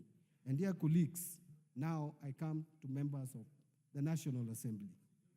Dear colleagues, I have never shied from playing my role as a member of this House. I have diligently performed my legislative functions to the best of my knowledge for the last 17 years. To this day, I will cite a few. I have represented my constituents and special interests in the National Assembly as required. I have participated in deliberation and resolutions of issues of concern to the people. I go on record as the only member of this House who, after meticulously analyzing the budget managed to discover a fictitious computer error of Kenya shillings 10 billion in the budget estimates for the financial year 2011 and 2012, which the ministry later acknowledged. I have participated in the enactment of the legislations in accordance with the Constitution, notably being part of the legislative task force that drafted the Public Finance Management Act 2012. As a member of the Constitutional Implementation Oversight Committee, I actively participated in the actualization of the Constitution of Kenya 2010, especially the enactment of legislations envisaged in the 5th schedule of the Constitution. Mr. Speaker, you'll remember you were with me in the 10th Parliament. Being in CIOC was very lucrative. in the sense that people really respected you. Even ministers were fighting to be in that committee, and I got the privilege to be in that committee, and I served diligently. In 2013, I'm proud to have brought an amendment to the VAT Act on basic commodities from being standard rated to either zero rated or exempt community, which at least helped in lowering cost of living. I've diligently participated in appropriation of funds, as you all know, but I've outstandingly played my role in oversighting national government expenditures. I've also participated in the development of policies of national importance, just to mention but a few. I take over as Cabinet Secretary, Mr. Speaker, for the National Treasury and Economic Planning. I am acutely aware that we are at the center of a storm, a tax storm, a debt storm, and an economic storm. Nonetheless, we must forge forward. Honorable Speaker, I am aware of the very important relationship between the Cabinet Secretary and the National Treasury and this House. I cannot achieve any mandate without the support of the National Parliament as a whole. And therefore, from the onset, I want to plead for the support of this House in the work we are going to do. Honorable Speaker, I am also aware that the Finance Bill 2024 was very controversial.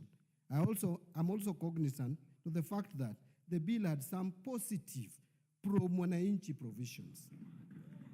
I propose to salvage these proposals. Firstly, I am aware that the bill contained provisions to make the housing levy and post-retirement medical contributions deductible. This would have elevated the pain on the pay slips of salaried employees. Secondly, the Finance Bill proposed to restore the provision on relief because of doubt or difficulty in recovery of tax. This provision is important because it allows the Commissioner to deal with the difficulty in collection of taxes due to unavoidable circumstances on the part of the taxpayer. However, I'm also aware that honorable members have expressed dissatisfaction with the unfettered discretion of the Commissioner. We can harmonize these two positions for the benefit of Mwananchi and to stem the abuse of the tax abandonment provisions. Additionally, the bill was that was also amended by the House Committee, or proposed for amendment, to extend the tax amnesty program as was contained in Section 37E of the Tax Procedures Act for a further 1 year. This is a quick win for both the taxpayer and the government. The government would continue to recover uncollected taxes. Give him the mic. Actually, almost done, Mr. Speaker. I think I have one and a half pages, if you don't mind. Further, the Departmental Committee on Finance and National Planning had proposed amendments to make ETIMS workable for small-scale farmers and businesses. We have opportunity to leverage on this good idea. Finally, we need to devise methods of expanding the tax base with a view to collecting taxes from the traditionally hard-to-collect sectors in line with the national tax policy. This is an important strategy to protect existing businesses from overtaxation. We must protect the goose that lays the golden egg as we find other geese to lay more eggs. Honorable Speaker, I am also aware that there have been concerns relating to the difficulty of doing business in this country. I intend to work with the Planning Department and other government departments and all the relevant stakeholders to review data and legislation with a view to enhancing the ease of doing business in Kenya. I am very passionate about the management of the Kenya Revenue Authority, Mr. Speaker. The first and most important aspect is that we must employ the principles of corporate governance in the management of KRA, just like any other corporate body. There should be a distinction between the role of the chairperson of the board as a whole, and the Commissioner General as the CEO and the management officers of KRA. Honorable Speaker, additionally, during the vetting, I spoke about recruitment of competent officers at the Kenya Revenue Authority. I favor the policy where graduate trainees were recruited and trained both in class and on job. We need to restore policies that worked at the Kenya Revenue Authority before. Mr. Speaker, and this is my last page, honorable members. Honorable Speaker, with regards to Article 223 of the Constitution, I've been very vocal. As you are aware, I did propose an amendment to the Public Finance Management Act with a view to establishing some checks and balances on the use of this article. The bill did not proceed. However, I intend to ensure the prudent use of Article 223 of the Constitution in the overall fiscal framework. I am convinced that if we manage our debt and the application of Article 223 of the Constitution will have better balanced budgets, we may not need to overtax because we will have reduced the expenditure side of the budget, and this article will not be misused during my tenure at the national treasury. Honorable Speaker, I seek the support of this House as we seek to improve the economic environment for the better of all Kenyans. As I exit the place I have called home for the last 17 years, Mr. Speaker, I live with my head high that I left an indelible mark in the history of this House. The strongest feeling I have today in this last speech is gratitude. That is gratitude for the opportunities that I have had and for many people I have served with, but most importantly, for the many moments of connection and witness to the lives of others, which I believe is the deepest privilege of public life. Mr. Speaker, before I say my final word, I want to thank all of us. I interacted with almost every member of this House in one way or the other. And Mr. Speaker, I would tell you that I enjoyed working with members of parliament from across the aisle. I am one person who has very strong opinions, and members know. But we do it with decorum and with respect, because Kenya belongs to all of us. I want to thank the leadership of the majority, the Honorable Kimani Ichung'wah, who is my friend and a professional colleague. At times, we didn't agree a lot, but outside the chambers, we were always friends, Mr. Speaker. He's one person who knows where I live and knows my children and wife, because we are friends. Honorable Owen Baya learned a lot from me, and you will continue to learn even in the executive. I wish when I'm leaving the executive, you also join the executive at one stage. And of course, the whip, this whip, I got him from the streets and mentored him to become who he is, Mr. Speaker. From the minority side, my successor as minority leader, Honorable Pio Wandai, you have done well in that office. And I want to thank you that even though it was very difficult to work with someone, you have succeeded, but we managed to strike a balance. And I want to thank all of you. Of course, Honorable Junet, we have come a long way. You know what we have gone through. I would not want to disclose in this House, but we have faced a lot of challenges. Mr. Speaker, to you, I want to be grateful to you again, once more. We have interacted a lot. We started in the opposition, working together. Of course, I found you in the government. Then we worked in the opposition. When we were facing a lot of frustration, Mr. Speaker, you remember one time I had to save you up there when some MPs wanted to kill you. And Mr. Speaker, I did my best to save you. But today, interestingly, we are finding ourselves somewhere again. So I just strangely, one of those who attacked me is in this House. Yes. And it's a lady. But in the spirit of forgiveness, Mr. Speaker, I want to just conclude by... And she's my very good friend, I must say.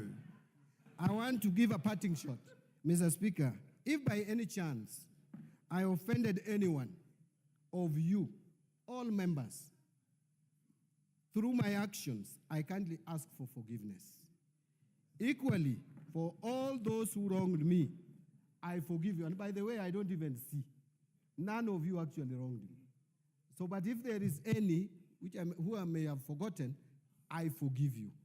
Thank you very much. Mr. Speaker, it's a very emotional moment. Imagine a place you have called home for 17 years, continuously. Now you are leaving to another uncharted waters. May I pray that God bless Kenya and God bless National Assembly of the Republic of Kenya. Thank you. Honorable members, I don't want to open any debate on this. On order, on behalf of the House, I'll give the leader of minority incoming 2 minutes and the leader of majority 2 minutes. If we open debate, each one of you has accolades for your colleagues.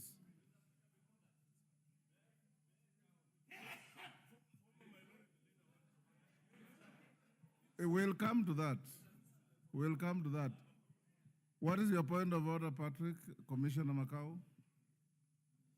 Mr. Speaker, with a lot of respect to Honorable Wandai and Honorable Badi, I listened to their very beautiful speeches.